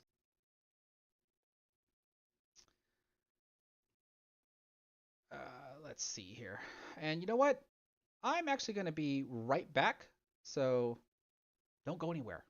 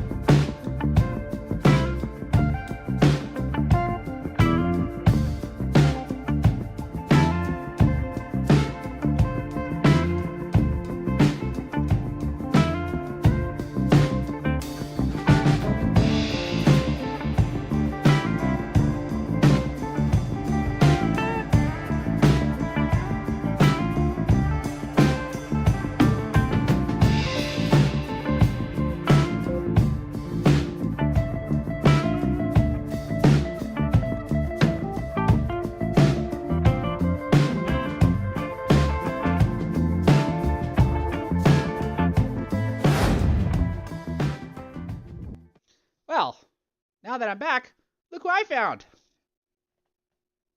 Say hi, Zelda. He's not going to last very long in my lap here. He's going to want to get down sooner or later. But I know Robert Allison's been wondering where this guy's at. All right, let's see here. I'll look through the live. There he goes. He's gone already. I'll look through the live chat a little bit longer here to see if there are any more questions, and then I will proceed with the next match. Let's see here. What do we have?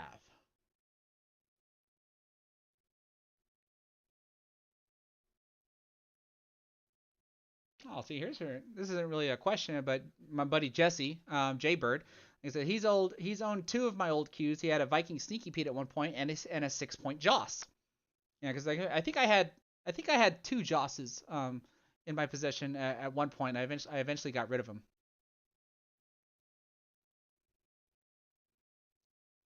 Throttle lock. He wants to know what's the millimeter of the Synergy shaft. I honestly believe it's a 12.5.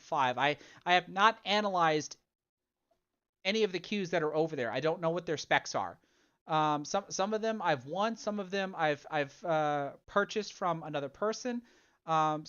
These aren't purchased off of websites like to where I can specify like I want this to be this weight, this blah blah blah. So I have to actually like put them on the scale, get out my calipers and stuff, and actually find out what the specs of them are. But I do believe the Q-Tech is a 12.5, and more than likely has a what is it? I think it's a Tiger Sniper tip. I think that's usually what comes standard on Q-Techs.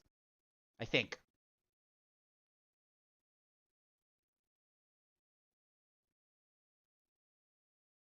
Let's see here.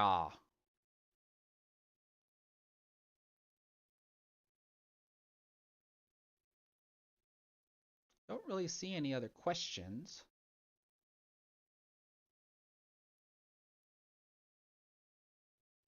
Oh, here's a good one. Nate Tam wants to know who are my favorite current pro players. Well, hmm. I probably would have to say like, because I've seen Shane Van Boning in person play. Um, I've seen, when I was at the Moscone Cup, I've seen Jason Shaw.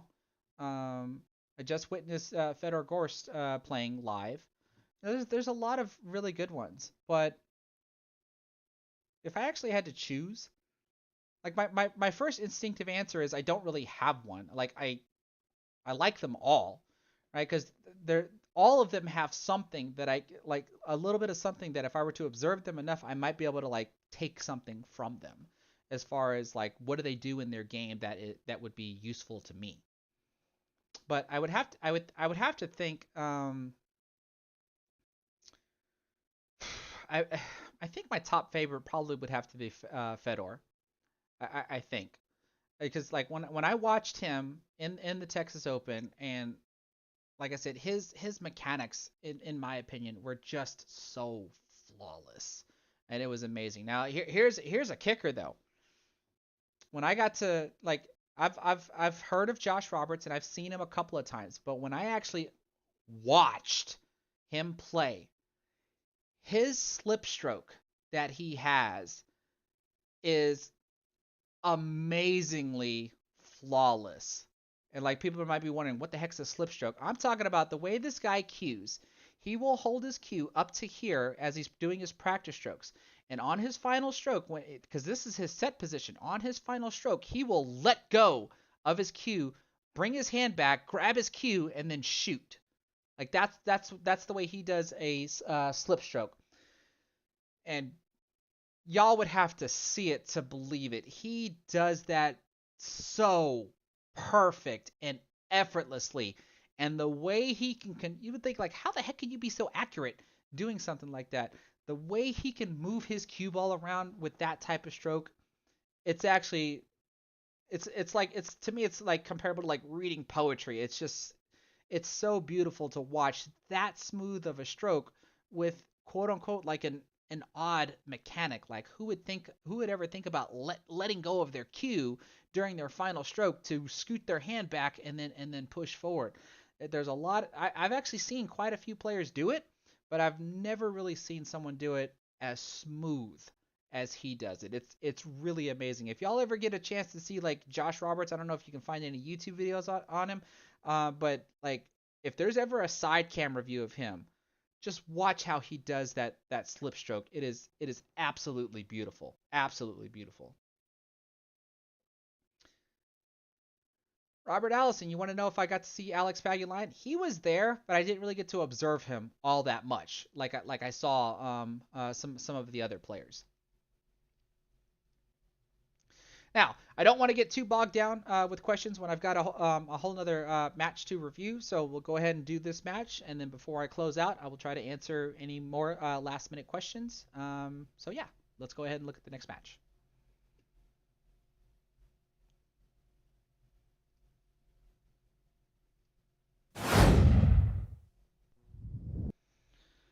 Okay, now, actually, this is a good question. Big Time Pool wants to know who's taller, me or Alex. I do believe I have Alex beat. I didn't stand side by side to him, but just seeing his stature, I think I'm a little bit taller. I think I can say that with confidence. But if y'all have seen my Facebook page with me standing next to Fedor Gorst, I did not realize Fedor Gorst was that freaking tall. Like, oh my gosh, is that kid tall?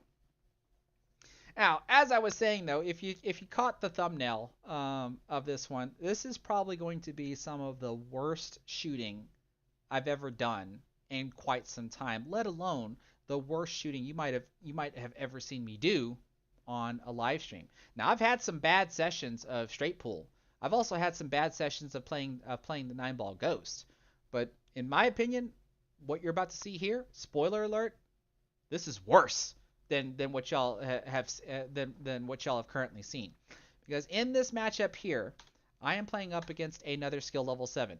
This is the same skill level 7 that I have showcased on my channel before, where I had a shot that was my greatest worst shot ever, where I had to kick at the 8-ball. I called the 8-ball after it caroms off of one of my opponent's balls to go into the side pocket. I made it, and I scratched at the same time. I did that in a previous live stream, I think a couple of months ago. And so we're going at it for a rematch. Now, typically when I think about going at it for a rematch, it's like, am I going to get some redemption? Am I going to be able to redeem myself? Well, if this is the worst you've ever seen me shot, then clearly that means I didn't win again. But I knew without a shadow of a doubt when I watch this match, I really want to try to figure out, could I have even won, with the exception of, I think, two giant mistakes. I think I know of two giant mistakes that I made during this match, whereas the other racks, it was like the layout, in my opinion, was so difficult to where it's like, how do I proceed to try to control the table? And that's what I'm going to want to try to focus on with this review here. 100% Bow Hunter, you have yourself a good night. Thanks for stopping by the stream. It's always good to see you. So let's go ahead and go with the lag.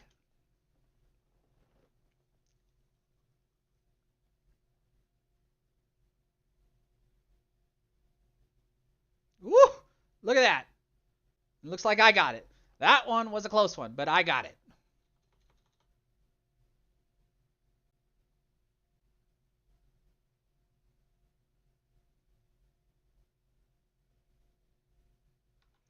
All right, here we go.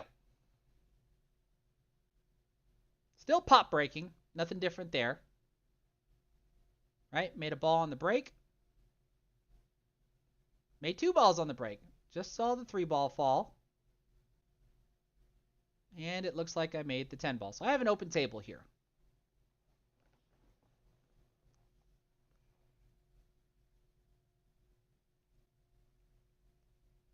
All right, so I can tell you right now, here's where mistake one happens here. Rogers randoms, I'm 5'5".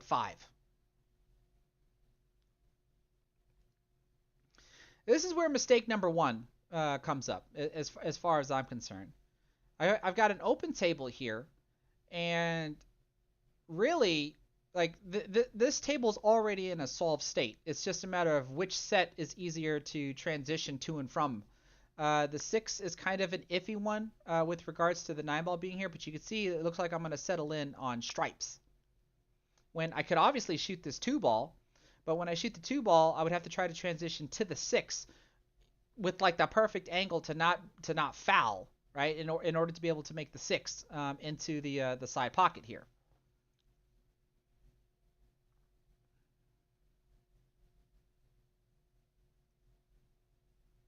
So you can see I'm going to try to shoot the 11-ball. And I think all I do is just try to roll the cue ball up, but watch, this is instant mistake here. You see that? I hit the side rail before the side pocket and just completely blew the shot. Completely blew the shot. And ideally, not only would I have liked to make it, but I don't want to give a layout like this that's open to another player that is as skillful as me. This is the equivalent of me breaking dry. To where, like like I said, in my opinion, the table is already in a solvable state. So you would not want to break dry like this, nor would you want to miss your opening shot with an open table as well.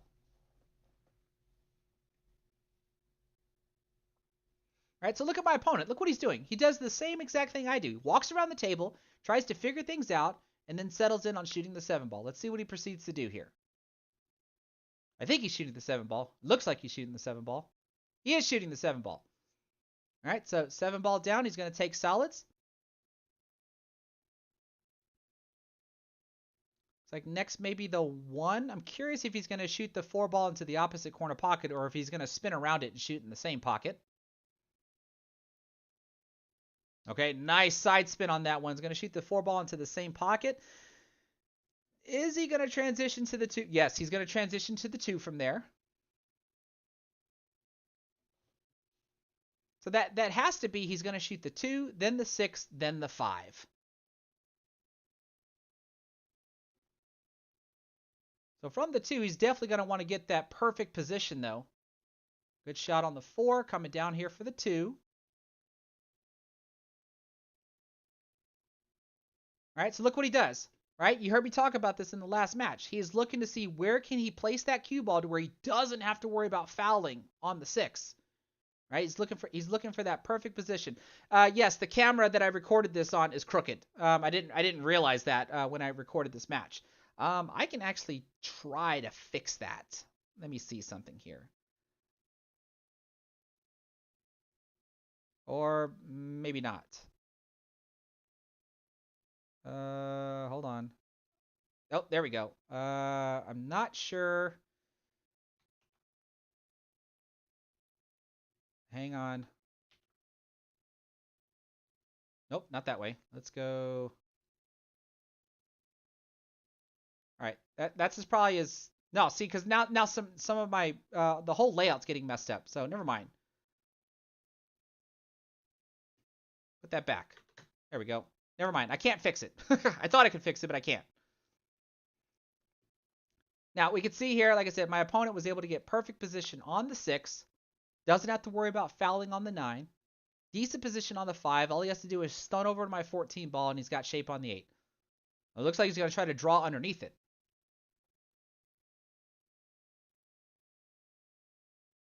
Or is he? No, he's following. He's going to the short rail and back up.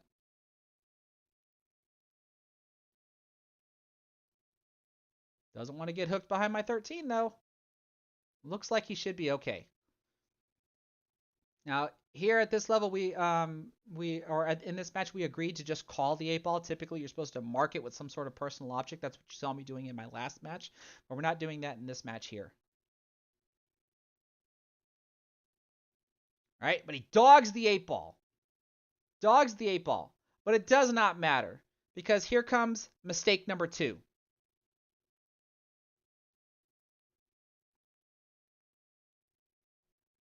All right, I got a plethora of options that I can do here, but I tried to shoot the 9 ball into this corner pocket and play a stop shot.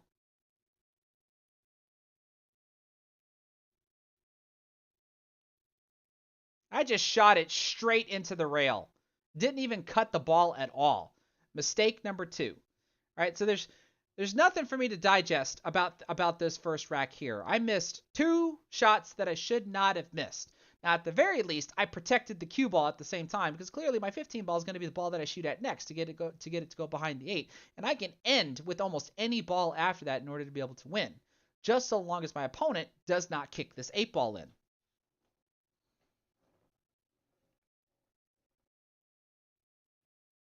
All right, so clearly he's got a kick to be able to make the 8 ball.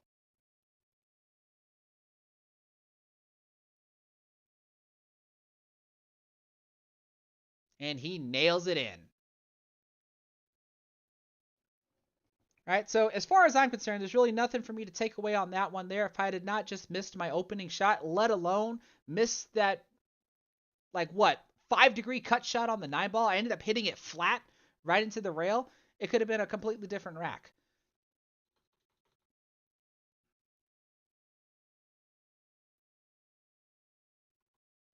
Now you can see here my opponent is doing the second ball break, so we're going to see a lot of movement out of the 8 ball.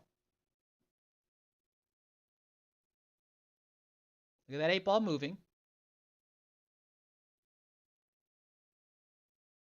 Okay, it looks like he made a couple of balls on the break. I don't see the 4 ball. 9, 10, 11. And I don't see the 12 ball. So this looks like an open table.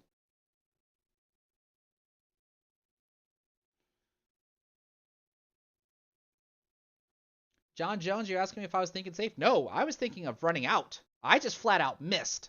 Like, it's just, call it a brain fart or whatever. Like, whereas in the first opening shot that I took that was so close to the rail, I ended up hitting the side rail before the side pocket, so completely misaimed on that one. I saw a comment where someone said it looked like I was aiming correctly, and maybe the ball might have skid on me. I'm not entirely sure.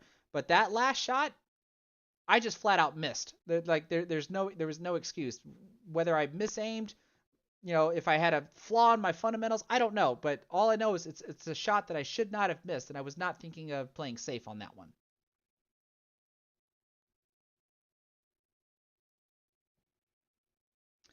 All right, so when my opponent looks at the layout of this table here, you can see he's looking at that 14 ball, but he can't tell if he can shoot it because the cue ball is on the rail while the 14 ball is off the rail. So it looks like it might be just a little too close in order to be able to back cut the ball. And I can't tell if shooting the 5 ball is an option. But even if he were to shoot the 5 ball, I guess he would probably have to try to get position on the 7. But then what does he do with these 3 here? Like, so doesn't look like there's a whole lot of options.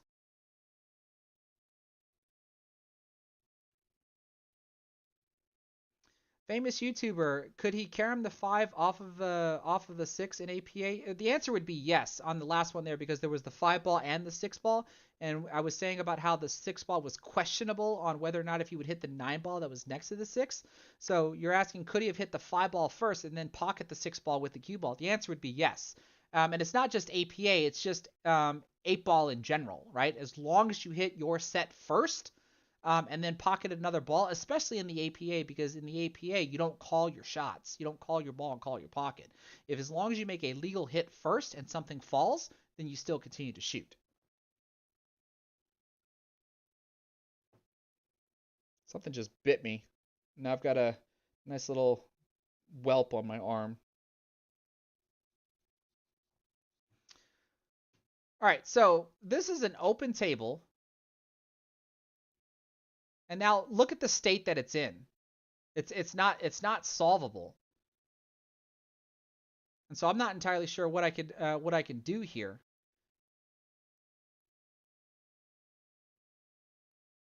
I can obviously shoot the 9 ball. I can combo the 5 into the 14 because it's an open table. Whenever it's an open table, you can do a mixed combination so long as the 8 ball is not the first ball being hit. The 8 ball can be in the middle of a combination. It just can't be in the middle of a combination, nor would you clearly want it to be at the end of a combination, because that means you're pocketing it and you're going to lose. But looks like I'm hitting the 9 ball. Shot the 9 ball in with some draw. Looks like I have position on the 14 now, which means I'm going to try to break open these 2 here. So I must be doing this with some stun left. All right, broke those 2 open.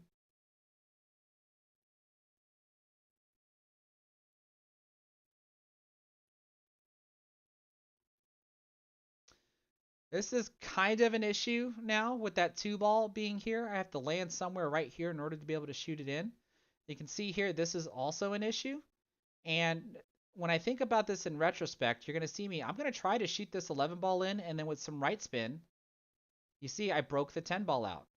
I should not have done that in retrospect, because watch what happens with the rest of this, and then we'll go back. I should not have attempted to break that 10 ball out, in my opinion. And you'll see why. I am going to try to shoot the 10 ball over here with some bottom right or bottom left spin.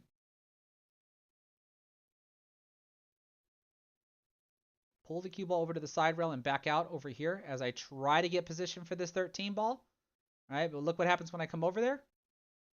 I don't get it, right?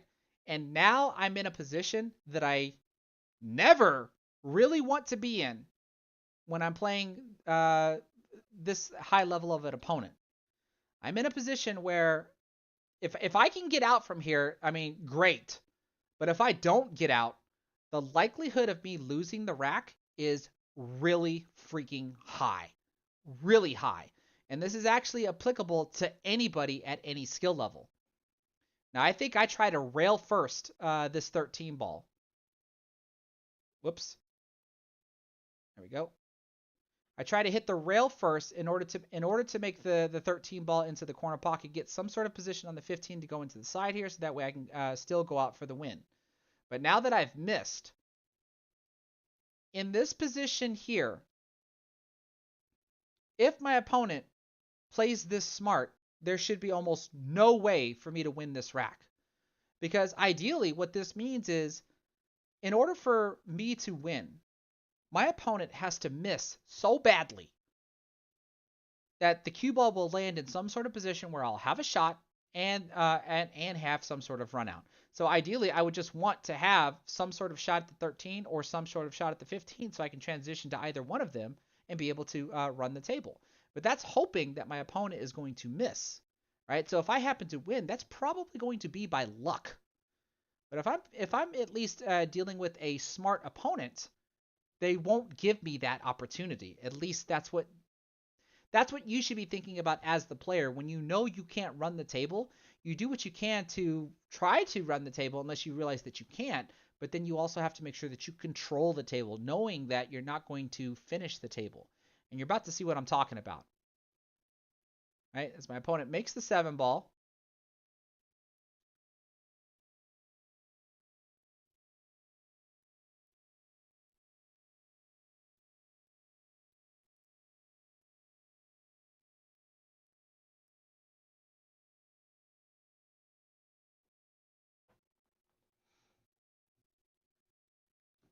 can't really tell what he's thinking about when he does that.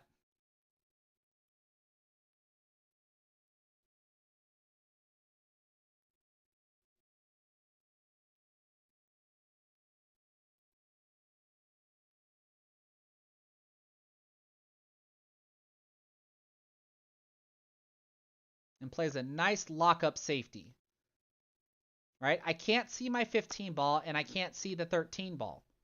Right? This is what I mean by I should be losing this rack, right? Unless, of course, I get out of his safety. You see me right there. I'm aiming up for another kick shot. If I can kick this 13 in, get position on the 15, I might be able to run the table. Might be able to run the table. But this is a victory that I'm earning, not a victory that's being given to me, because my opponent did not decide to go for some arbitrary shot, miss badly enough, and then give me the opportunity and give me an easier opportunity to win. He plays a smart shot, a smart safety, to where I have to try to earn my victory.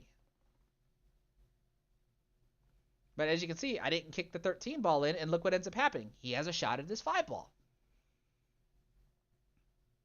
So you can see he's planning the trajectory and seeing that if he shoots the 5 ball in, it's most likely going to run into my 13 ball. So the question is, will the 13 ball get in the way of being able to shoot either of his balls? So instead of shooting the 5, it looks like he's shooting the 6. That angle doesn't look like he's going after the 2.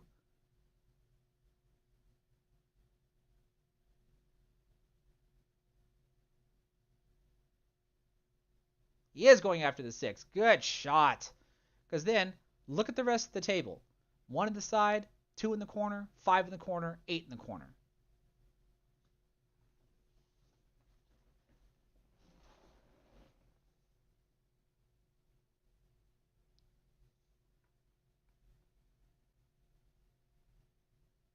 Let's see here. Hold on. I like this.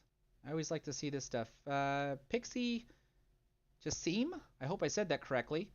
You could have kicked behind the 13 there. Let's have a look.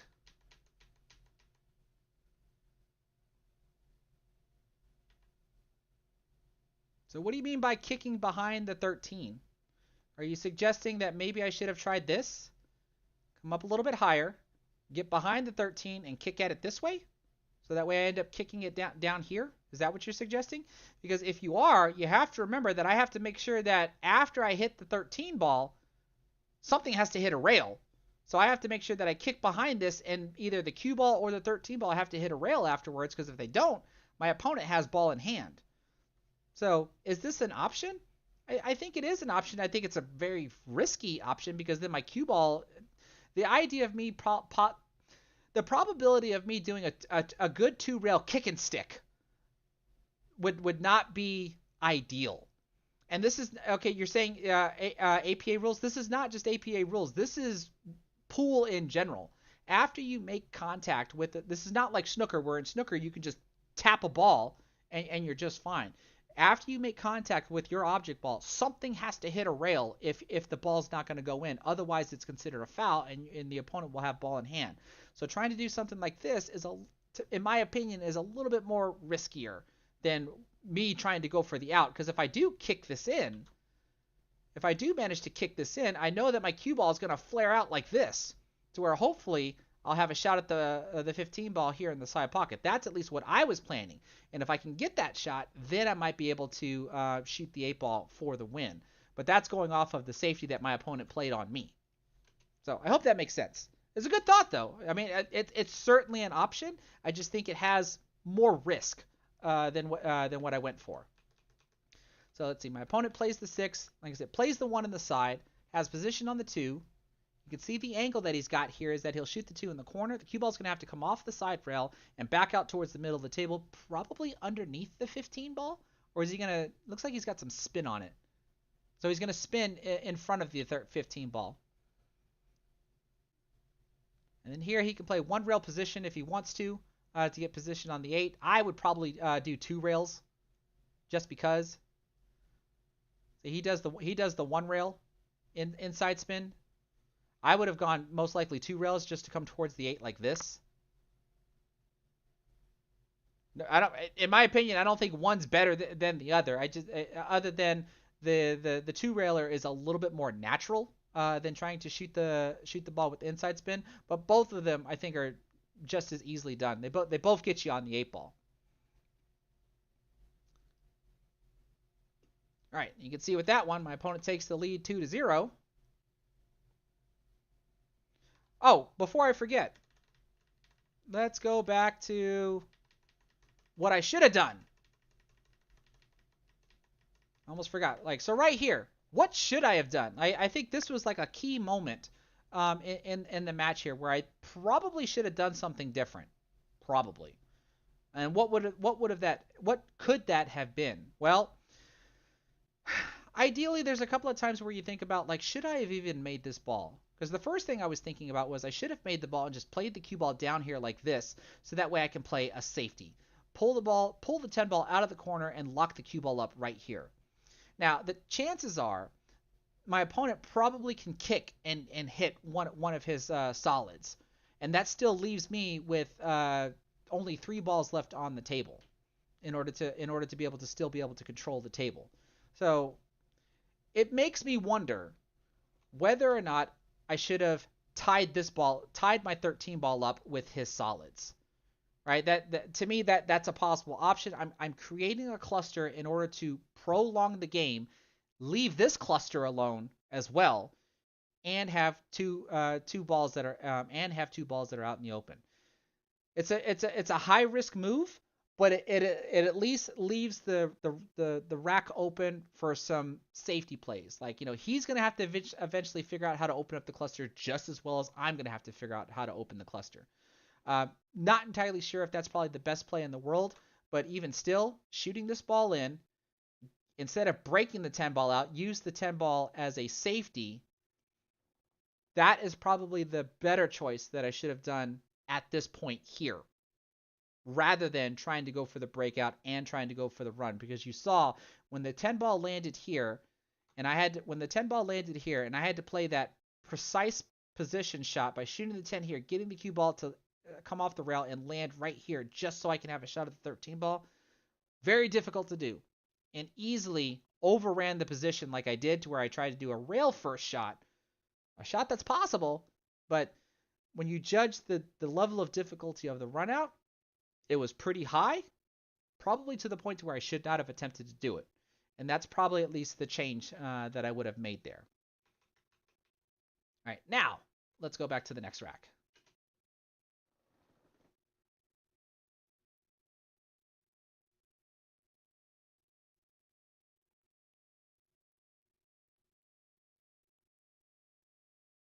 Okay, let's see here. 1, 2, 3, 4. Looks like the 5 ball is gone.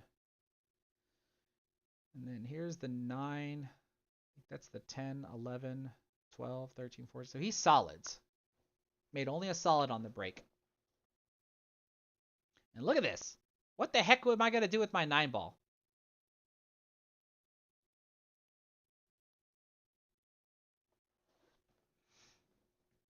Yeah, I like this comment from John Jones. It says, when facing an unwinnable position, try to safely change the layout. Right. That's probably what I should have done instead of going for the run out. More than likely, not because of the outcome, but because of just how difficult the run out ended up being. And I should have known that prior to even going for the run out. That way, I know exactly where I'm going to pick my spot to stop and try to safely change the layout of the table.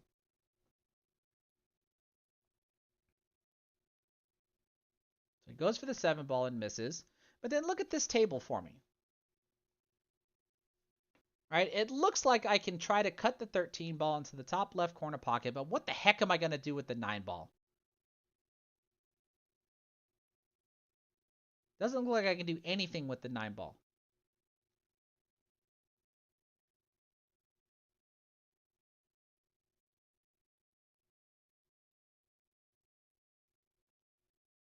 So again, despite the position that I'm in, notice how I'm looking around, trying to figure out what I'm going to do. You heard me say over and over again, what am I going to do with the 9 ball? So instead of trying to make a ball, I do try to play what I think to be a smart choice and put the 9 ball out in the open, but I don't do that. I end up banking the 9 ball too hard and setting it up next to the 6. The 9 ball is supposed to be right here, and I just end up hitting it too hard. That way, at least the 9 ball is out in the open.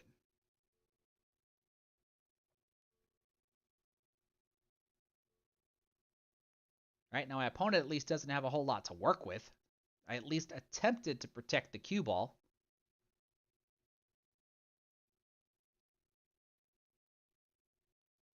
Looks like he's going to try to play the 2 off of the 7.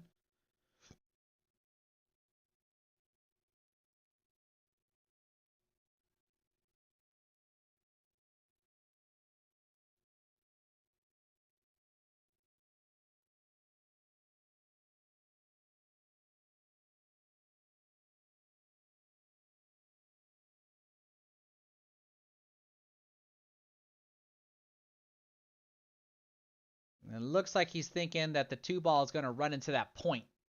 Or, now just seeing that, it looks like he wants to shoot the 2 ball into the point and then have it carom off the 7 and then hopefully go into the side pocket. That's what that looked like.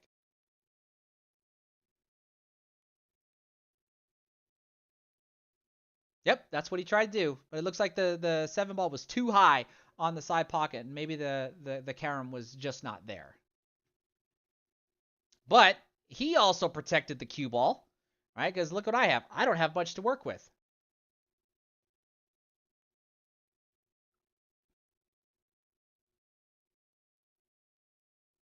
Now, I at least have his 9 ball protected, right? So I don't want to shoot the 9 ball because it looks like I can hit it.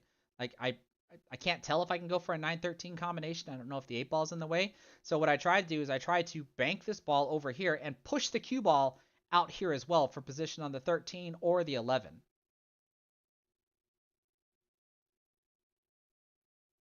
Right? End up banking short. Look where the cue ball's at. It's pretty much right where I wanted it to be. But I still have his 6 locked up. He's got an open shot. He's got 2 open shots. He's got a 3-2 combination, or he has a shot at the 1 ball.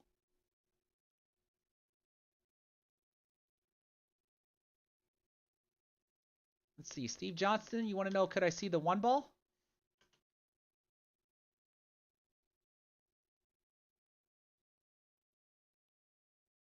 Well, I'm stripes, so you must be wondering about here. Because obviously he can't see the 1 ball from here. And if you're asking, can I see the 1 ball? I'm stripes. So the 1 ball doesn't apply to me when I get to this point here.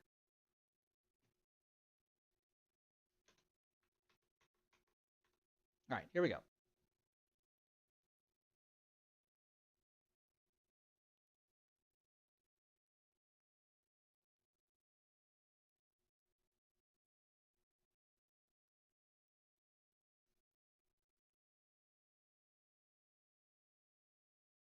You can see the camera shaking. Now, this is not like to where like I set this up crooked or where the camera got bumped crooked. I think I set it up crooked. Normally I'm better about that.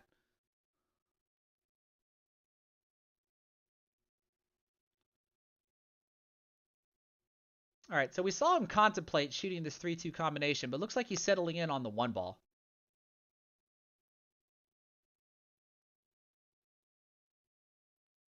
All right, good shot. 1 ball in the corner. He's got position for the 4 in the corner. He can also do a 7-2 combination.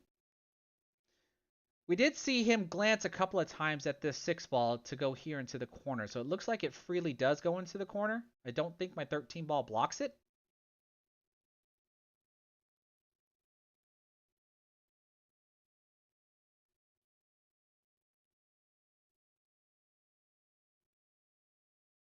But I mean, look how much time my opponent is taking in between each of his shots.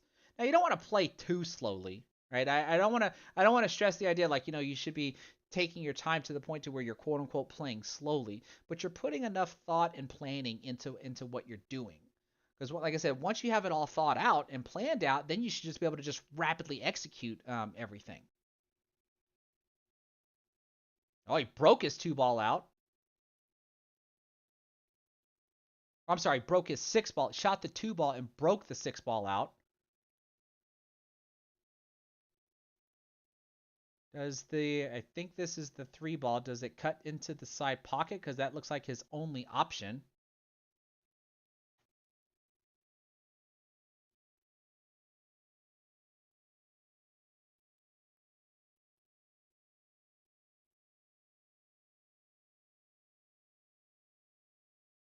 He does cut it in. Comes around 2 rails. Most likely would want to shoot the 6-ball now, I would think.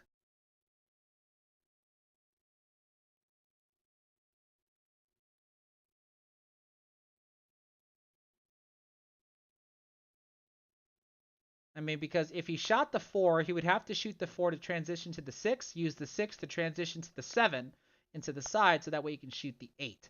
If he shoots the 6 now, he can try to use the 9-ball as a helper ball to get over to the side rail and back out for position for the 4 or the 7. The 7-ball, I would think, has to be a key ball, but it looks like he's about to shoot it.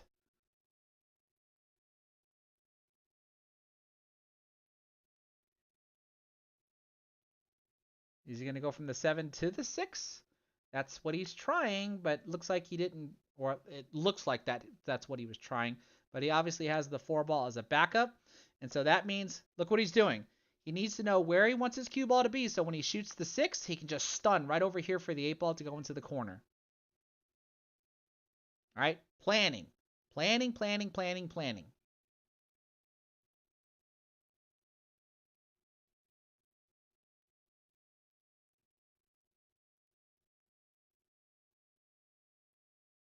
All right, looks like he got it. Cue ball should just be stunning right over to here and playing the 8-ball into the corner pocket.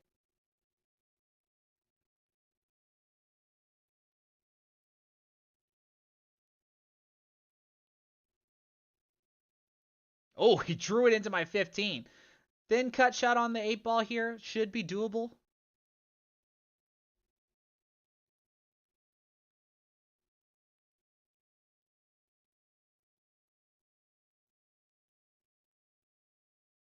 And he nailed it. Oh, where's the cue ball going? Never mind, he's fine.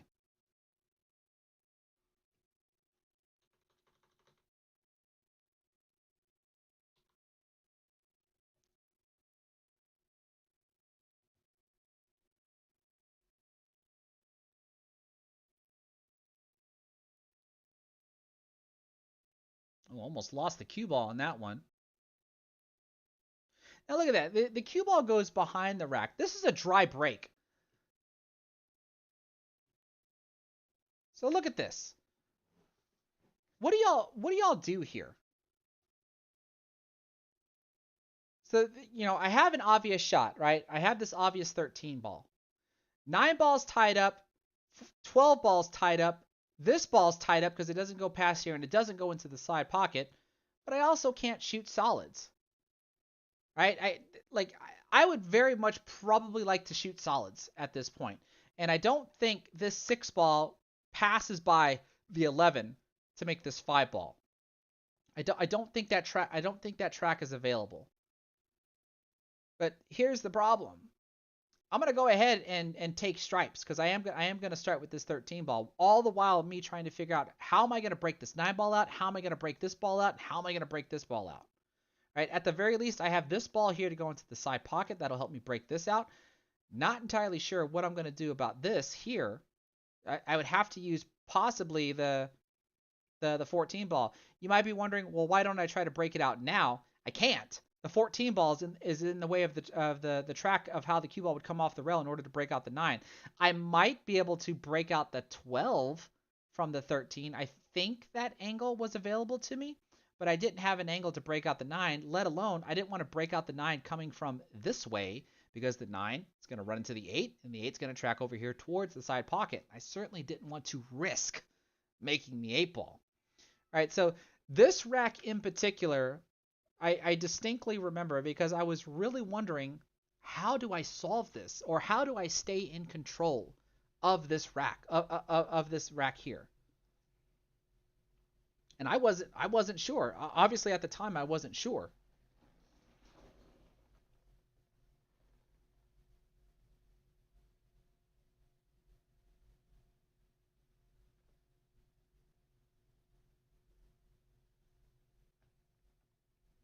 This is the one rack in particular that I really wanted to try to spend some time on to figure out what could I have done.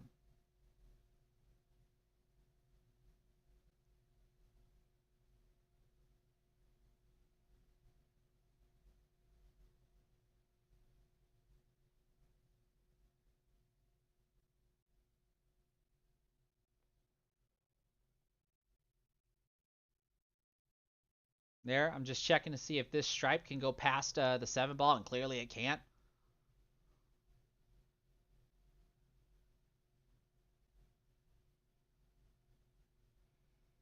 Do I want to attempt to bank the 14 ball into the cross corner? I mean, I certainly have that as an option.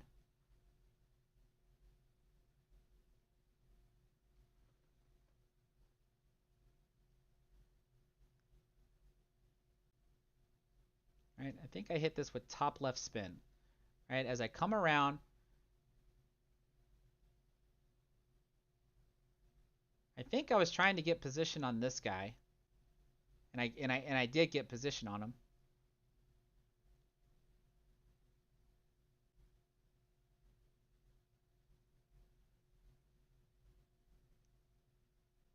What should I have?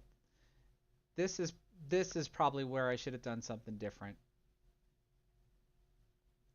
I probably should have taken this ball here and shot my opponent's 5 ball in, and make sure that the cue ball comes forward. I think um, this is what, in comparison to what I'm going to do now, that this is what I should have done different. Let's see, Douglas C, you're asking if the 6 rail 5 combo was possible. Let's just go back and take a look right here. I don't think so. I mean, when we look and see, like, this ball here is just a huge blocker, right? It blocks it on both ends. In order for me to make the 5 ball from the 6, I think I would have to be able to hit the rail right here, just for it to have a chance to hit here and go into the 5 ball. Oh my goodness. Ugh. So I don't think the 6-5, the 6 off the rail 5 combo is possible. Nor did I think that the 6-5 combo was even possible. Let alone, I probably also didn't. Now that the more that I think about it, I don't think I also didn't like solids because of this crap right here. Like, what ball am I going to use to break all this stuff up? The 1 ball can at least go into the side pocket. That might give me a chance to break out the 2. But then what am I going to do? What am I going to do with the 4 ball? Not entirely sure.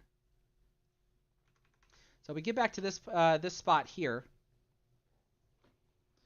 and like I said, I'm gonna go for the. I played position for the 14 ball, and I think I'm gonna end up going for it. When I think in retrospect, I probably should have taken this ball here and shot the 5 ball in, and then make sure that I push the cue ball down here as well, and let my opponent try to figure out what to do with this. But I didn't do that. I end up making the table a little bit easier as each shot goes on, and you'll see what I'm talking about here in a second.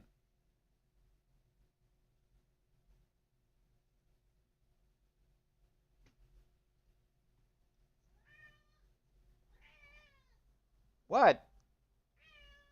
Don't meow at me. You didn't want to stay up here.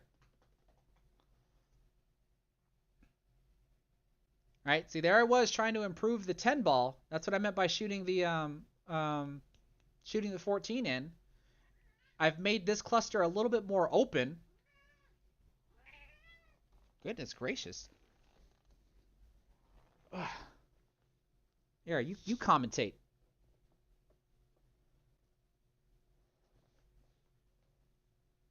Right? And I went for the 10 ball, didn't make it, and then left my opponent this. So let's see here. 14 ball's gone. And the 13 ball's gone. Like I said, I think in retrospect, instead of shooting that 14 ball, I should have played my 11 into my opponent's 5 ball. So let's see what my opponent does with the layout of this table. If I put you down, are you going to be quiet? You're disturbing my live stream, even though everybody loves to see you. Oh, you don't like that. Oh my goodness. Here, go. Here. Go get it.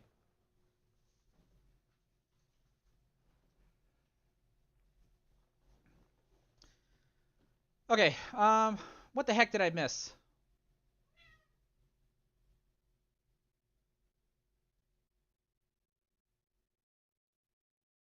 It's like my opponent's shooting the 1 ball. Is he going to break out his 4? He does break out his 4. And look, right? Did I miss a shot before that? Okay, no. So he shot the 2, got position on the 1, right? And then shot the 1 and broke his 4 ball out. Right? And look at that.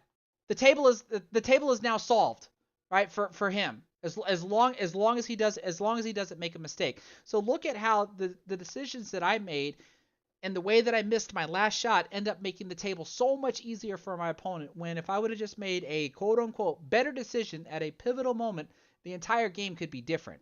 Doesn't mean I'm going to win, but it's at least going to be different. And I think I had it right with what I should have done at that one moment. Because let's see, my opponent takes out the 7, goes 2 rails for the 6 most likely. That's the only ball you can see. Well, he can see the 4 ball.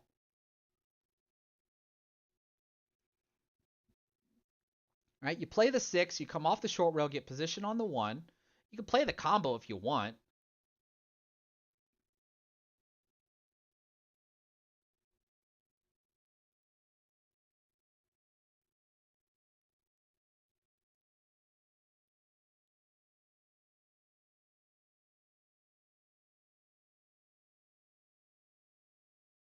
Okay, 2 rail shapes the 4 ball. Let's see if he plays position for the combo or does he play for the 5. I don't know what that was. Lays his cue down right here. Does that mean he's thinking about playing the 8 down here? I would think not.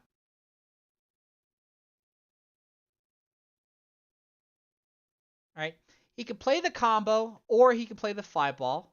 I would probably most likely play the combo and make sure that the 3 ball replaces the 5.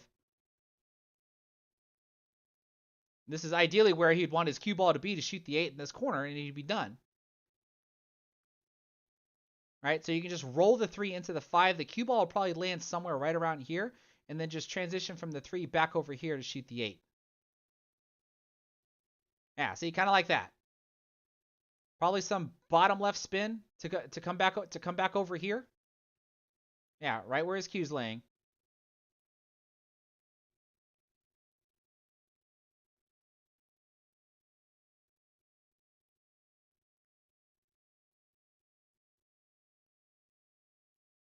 Just like that.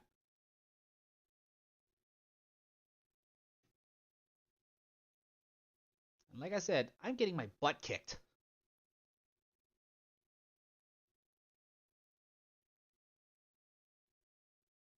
And with that 8, my opponent is on the hill. The question is, am I going to get whitewashed 5-0?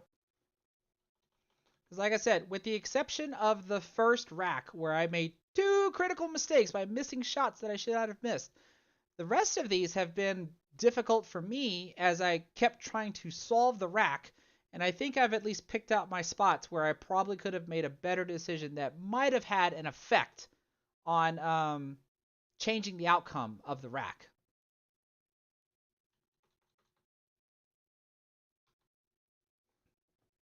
Here I am thinking to myself, now all he has to do is make the 8 on the break and I'm done, right? Which he does. But he also scratched. I'm now on the board. I don't get shut out 5-0 from an unlucky break. How do you like them apples?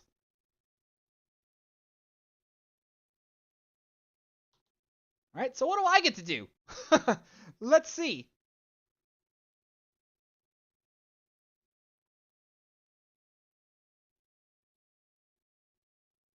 There's a good pop break. The cue ball popped straight back and was going forward, ran into a ball, but look, dry break.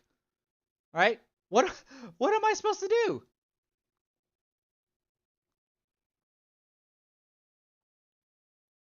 End up with a dry break.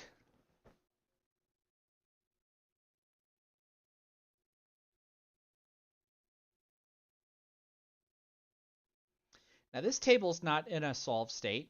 We can see solids has a little bit of an issue right here. So does stripes. Like this whole area right here. This is the troublesome area for both solids and stripes. This stripe here has a bit of a problem. All right, so how much planning is my opponent attempting to do here? Is my opponent going to attempt to solve the rack or control the rack? And by controlling the rack, I mean choose his set and then play some sort of safety.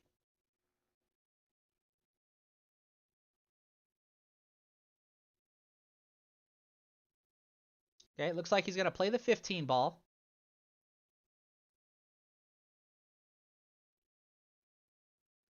Makes the 15 and the 7.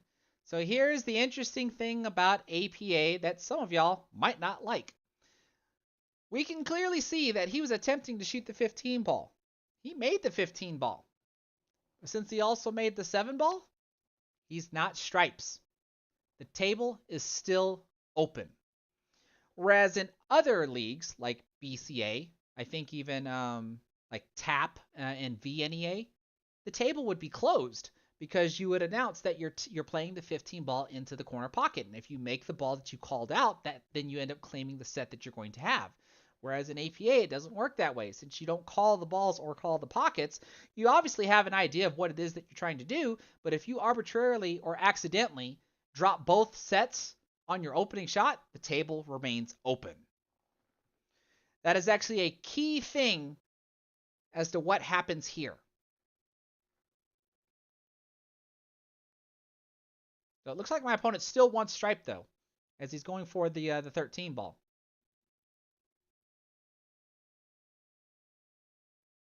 Overcuts the 13 ball. Now I'm coming to the table with an open table. And look at the layout. The layout is kind of in a solved state. The only issue is this 14 ball. If I can get this 11 ball out of the way, then the 14 ball can go here as well, and everything else is solved. I got a little bit of tight cue ball movement that I got to do, but I don't have a cluster that I have to solve like I did in the previous racks.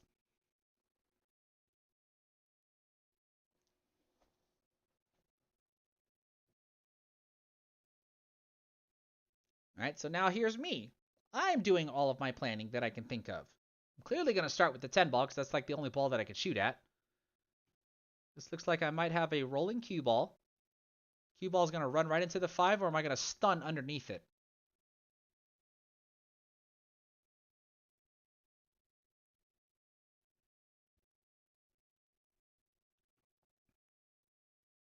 Pixie Jassim, you think solids are better? I'm not going to, disagree with you on that, but I would still wonder what would you do with the 2 and the 3 though? All right, so there goes the 10. Now I'm stripes. Even though my opponent wanted to be stripes, I've taken it from him. Checking to see if the 14 ball does go down here.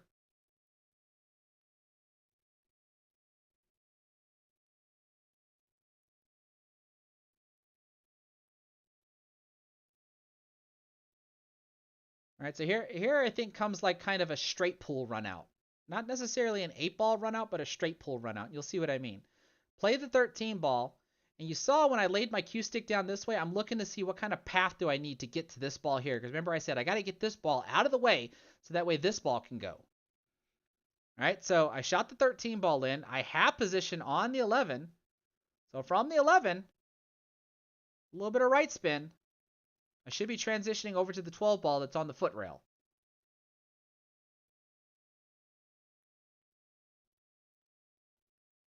Right? And then from the 12, I want to transition over to the 9. From the 9 over to the 14. That way I can play a rolling shot or some type of stop shot to play the 8 ball here into the corner pocket. So here you should see this be done with some bottom right spin.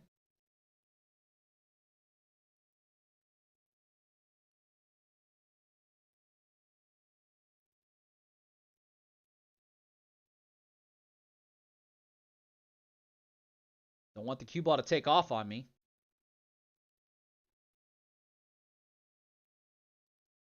And then look, I'm looking to see where the shot line is on the 14 ball. I'd like to be as close to that shot line as possible. So that way I can just roll the cue ball or roll the ball in as well as roll the cue ball in. So I think this one was done with some top right spin as I come off of the side rail and off of the short rail into the shot line of the 14. Never mind, I stunned over. And as you can see, I kind of did this motion here, meaning that I know I probably didn't get what I wanted. But considering the angle that I have here, I can roll into the 14 ball. The cue ball is going to roll into the 2, and that's going to halt the cue ball for the 8. Kind of like that.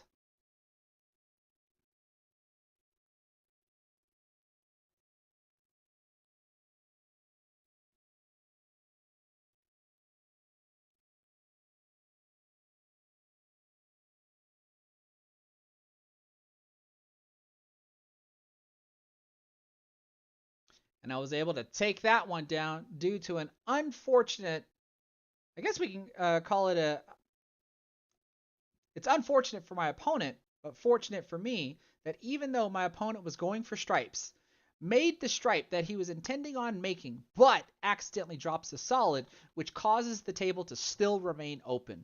And so since he missed his next shot, I was able to take stripes from him and then take that rack down.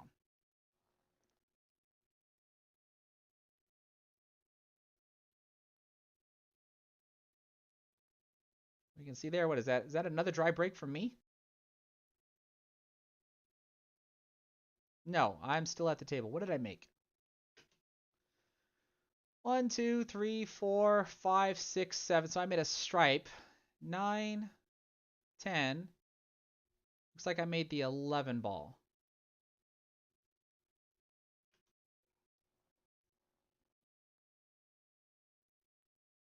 All right, so we can see here my 14, my 13, and my 10 ball are an issue.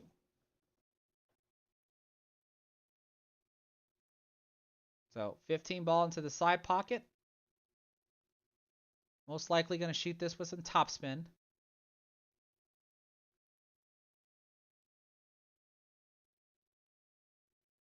Want the cue ball to roll somewhere like right over here.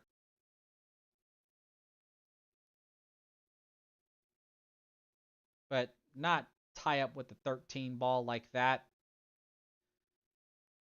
Right? Because I'm supposed to... I think I wanted to use the 13 ball to make the 5 ball and then tuck the cue ball behind the 10, force my opponent to shoot at these. But now because of where I'm at, I'm forced to shoot the 9 ball. So I go ahead and try to make the 9 ball, which I'm successful at. Now I'm going to pocket the 5 ball. But I wish I would have not had to use another ball in order to do that. When I shot the 15 ball, I would have wanted to have that ideal position so that way I can deal with all of this. But now I think, do I use the 10 ball instead? I don't think I'm going to use the 13 ball. I think I'm going to use the 10. And just allow the cue ball to just roll forward. No, I am going to use the 13 ball. Am I trying to tuck the cue ball behind the 10 at the same time?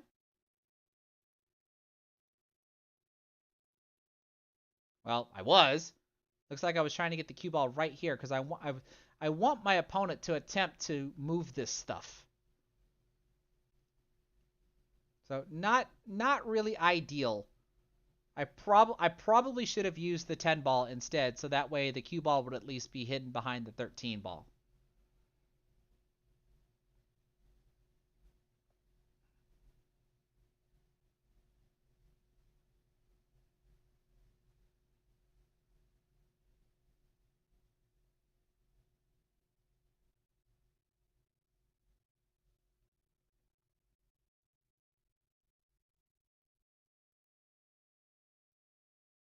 Oh, my opponent at least has an open shot here at the 2 ball. The cue ball is naturally coming over to this rail here, so he must have some left spin in order to get the cue ball back over here. Is he going to try to break this stuff up? That's what he's trying. Not really successful. At least freed up the one ball. The one ball now at least goes into the side pocket, but he's still worried about his 4 and his 6. And clearly I'm worried about my 14 ball.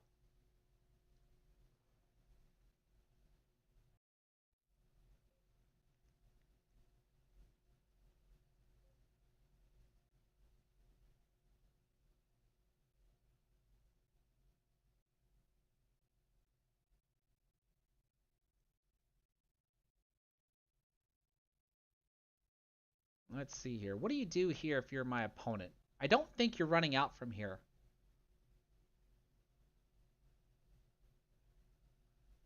Because if you were to run out, you'd want to use the one ball to break out the 4 and the 6. You'd have to have some sort of an angle, like right over here, shoot the 1 on the side, and have the cue ball go into the stack or into this cluster like this.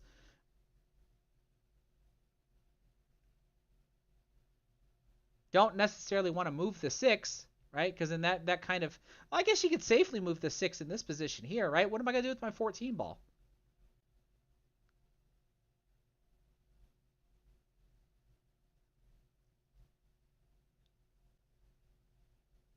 Yeah, I think my opponent's okay to move my 6.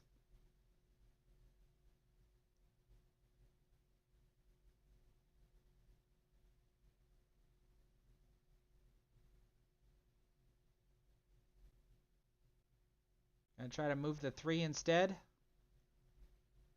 Looks like he's gonna try to make the 3.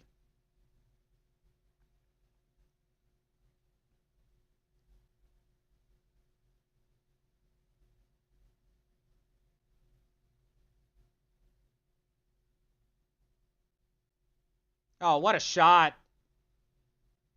That was a good shot, but now what?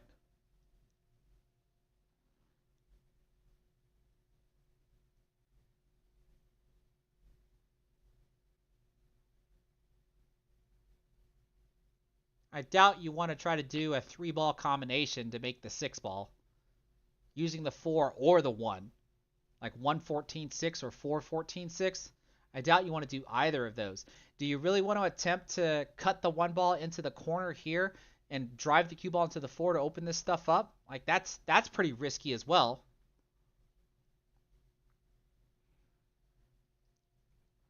Bree, pretty much what you're mentioning here, that's a risky shot to take, but it's certainly an option.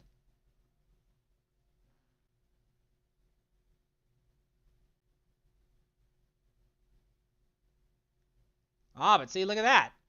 Plays the safety. What the heck am I supposed to do? Right? This is the power of being honest with yourself and knowing that you can't run the table and then playing a very nice controlling safety like this. All right, the only option I have is to hit my 14 ball. Right? I can certainly try to kick at a ball, but why would I want to risk giving my opponent ball in hand, especially with a fairly open table like this now? Right? Do I want to attempt to kick at the 13 ball? And that way I can leave the cue ball down here? Certainly an option. This is what I try to do instead here, though, because I want to leave out. I'm clearly wanting to leave this cluttered up, though. I don't want to open this cluster.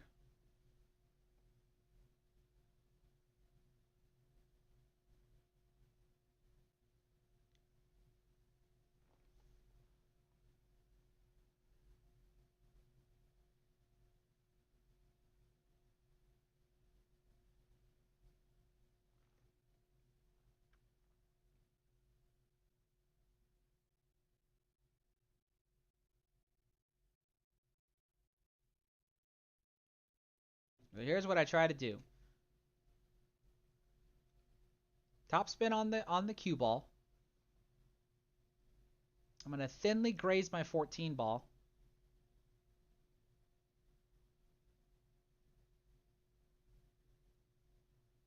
And really wanted the cue ball right here.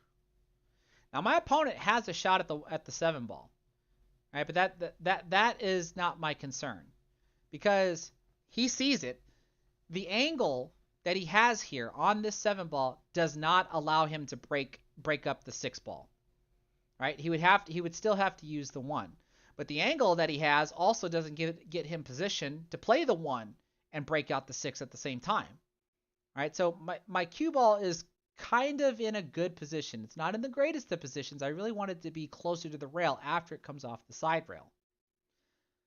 But watch what my opponent does.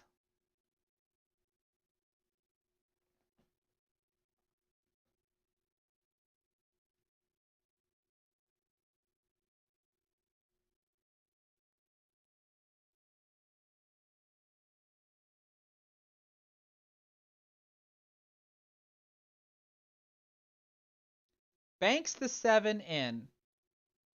Now has position on the 1 to break out the 6. How strong is that?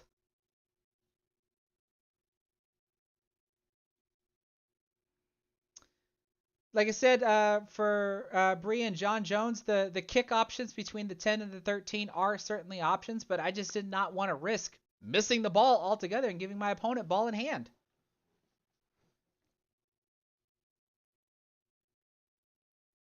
Plays the 1, breaks out the 6, has position on the 6 and the 4.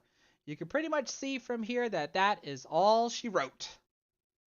With the way that my opponent has been playing, I should not be coming back to the table. Let's see, is the 4 and the 6 going to go into the same corner? It looks like it is, and the 8 ball will be going into the side pocket.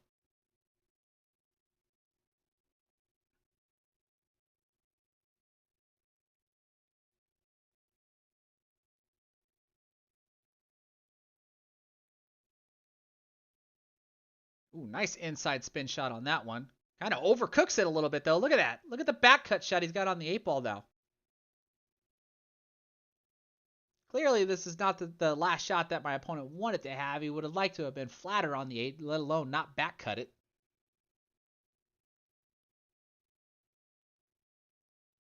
But certainly within his skill set to be able to make that. And like I said, I end up getting my butt kicked 5-2. 5-2. But I hope everybody can agree with what I was talking about here. With the exception of rack 1, where I made just 2 errors. I have no excuses for that whatsoever. The 2 shots that I missed, no excuse. 0. The other racks, though, I think I at least identified the moments where I should have done something different, which was the main purpose why I wanted to come back and look at this match here. I wanted to make sure that did I pick out the better moments where I could have played some sort of a defensive shot that might have had a better impact on that rack, meaning that I might have won, but I'm not guaranteed to win. Versus what I did attempt to do, which was stay in control of the table, attempt to run the table until I fell completely out of position and then left my opponent with a wide open table. And you saw with his skill set, he was able to control the table practically every time he was at the table in order to take the win. That's the biggest keynote that every one of y'all should be able to take away, as well as myself. Because from time to time, I play the same exact way where I can have full control of the table and my opponent just doesn't have a chance even when I'm not at the table, because I have the table controlled under my condition all the time. Just like how my opponent had control over the table under his condition. Every time I came back to the table, it was under his terms, not because he made a mistake, except maybe 1 or 2 times where he actually did make a mistake, and now I get to come to the table and try to control the table. But more times than not, he still had full control of the table even when I came back to the table. So I hope that makes sense. Key lesson for everybody to take away, as well as myself.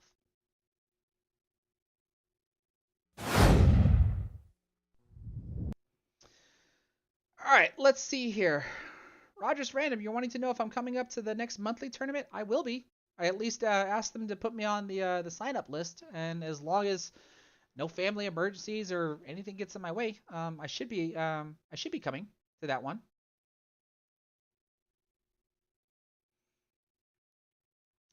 Steve Johnston, you're saying, what advice would you give a recently struggling skill level 4 that bounces between 4 and 5?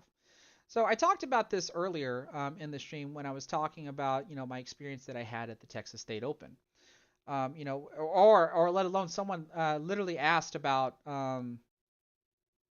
the skill levels, and I was explaining between skill level 2 and skill level 7 in 8 ball, skill level 1 and skill level 9 and 9 ball. The whole idea is as you're climbing up that ladder, there's a couple of things that are happening. One, your fundamentals are getting better. Two, your shot making ability is getting better. Your cue ball control is getting better.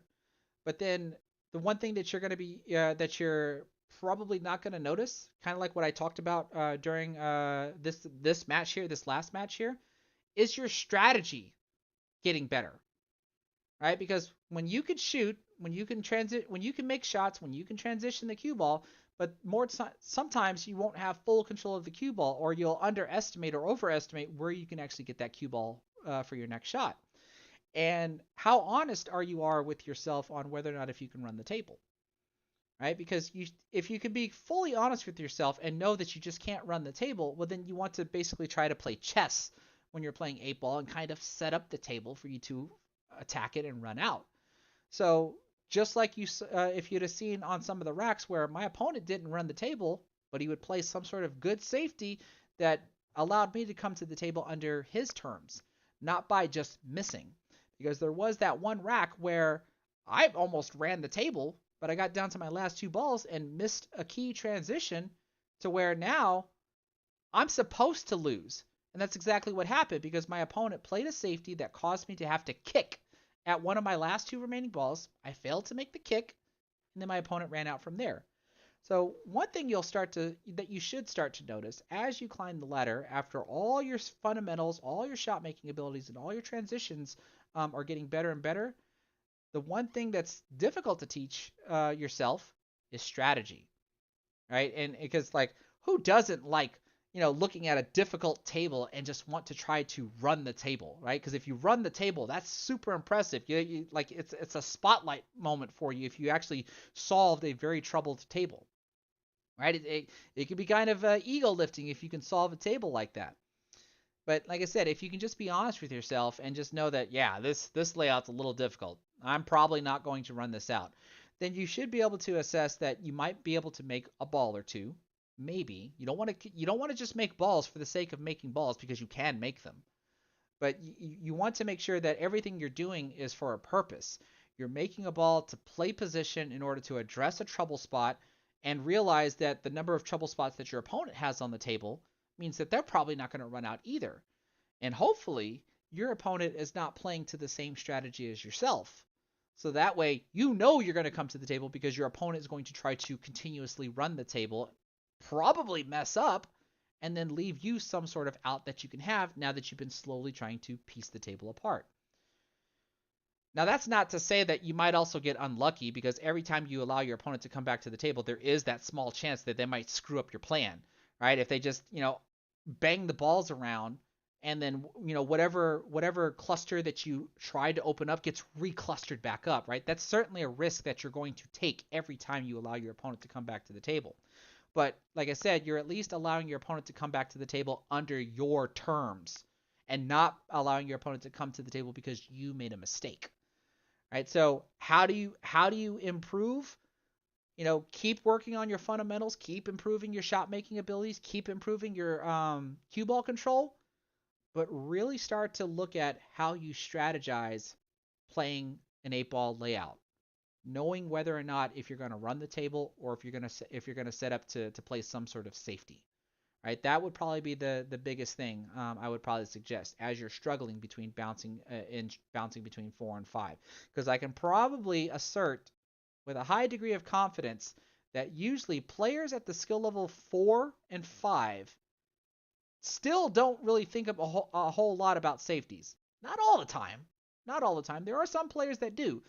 But I can say at least from what I've seen in my area and some others in the local Central Texas area, they typically don't. They typically think about run, run, run, run, run, and try to play each other shot for shot and not safety for safety. Improve that safety game and improve your strategy, your strategy plays or your strategy planning that you have for an 8 ball layout, and that'll probably help you at least climb the ladder a little bit more.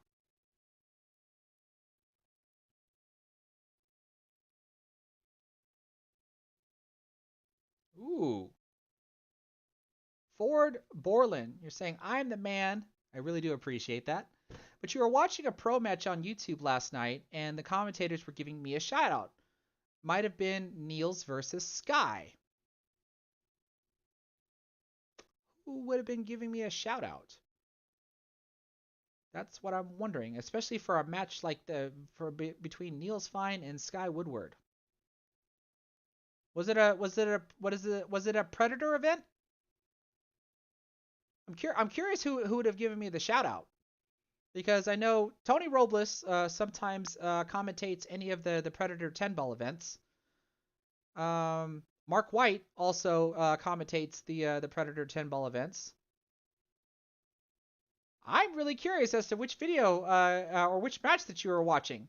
I might want to go find it and see who was giving me the shout out. It was a Predator event, so that would make me wonder if it was Tony Robles that might have given me a shout out, because I had him here in my home, helping me with my straight pull game. That is awesome. I'm really interested in knowing what match that was, though, that you might be referring to.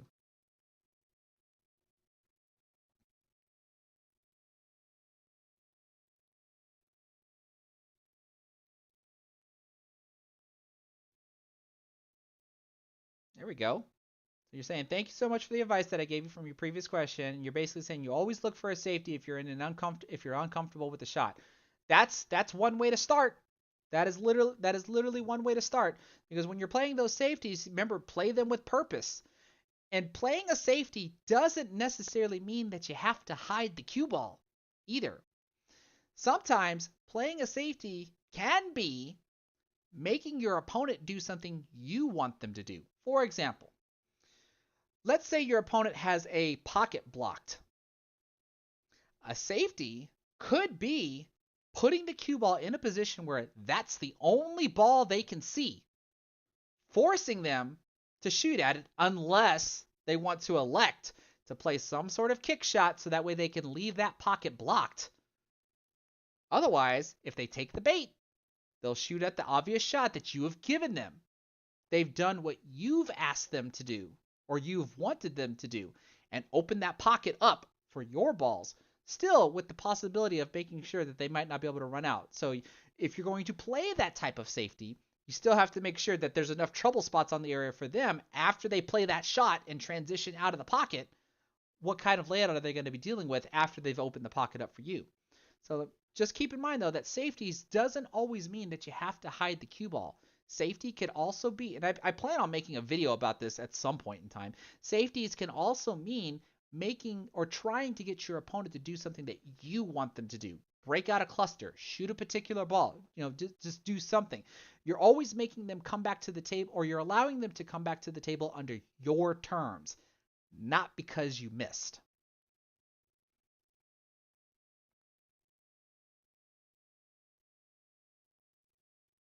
Yeah, the 10 ball event. There should be a 10 ball event going on right now in Austria. Is that the if that's the stream that you're talking about? I might have to check that out. I think World Billiard TV. I think the World Billiard TV YouTube channel is the one that's streaming that event. The event that's happening in Austria right now. I might have to go check and see. I'm really curious to know who gave me the shout out, because that's awesome. That is really awesome.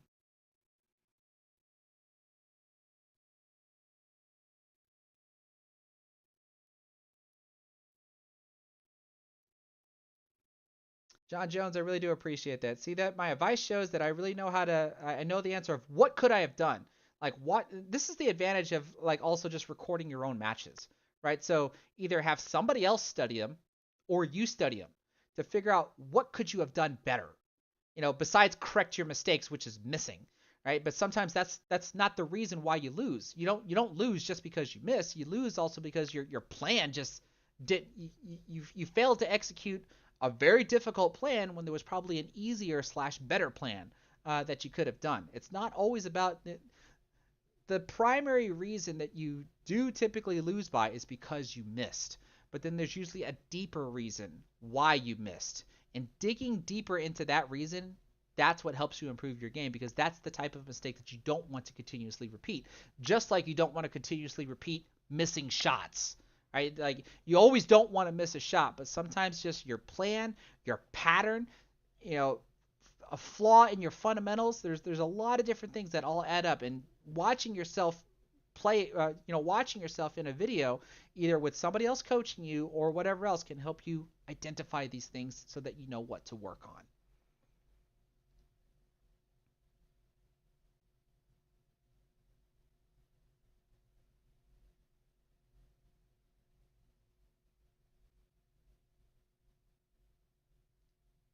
This is awesome. I like this. Andrew Brooker, you're saying you really like the streams that I do, and look, there's the cat. Listening to other people's thought processes, especially for 8-ball. This is one of my favorite parts in pool in general. Thank you. Thank you for that. I really do appreciate that.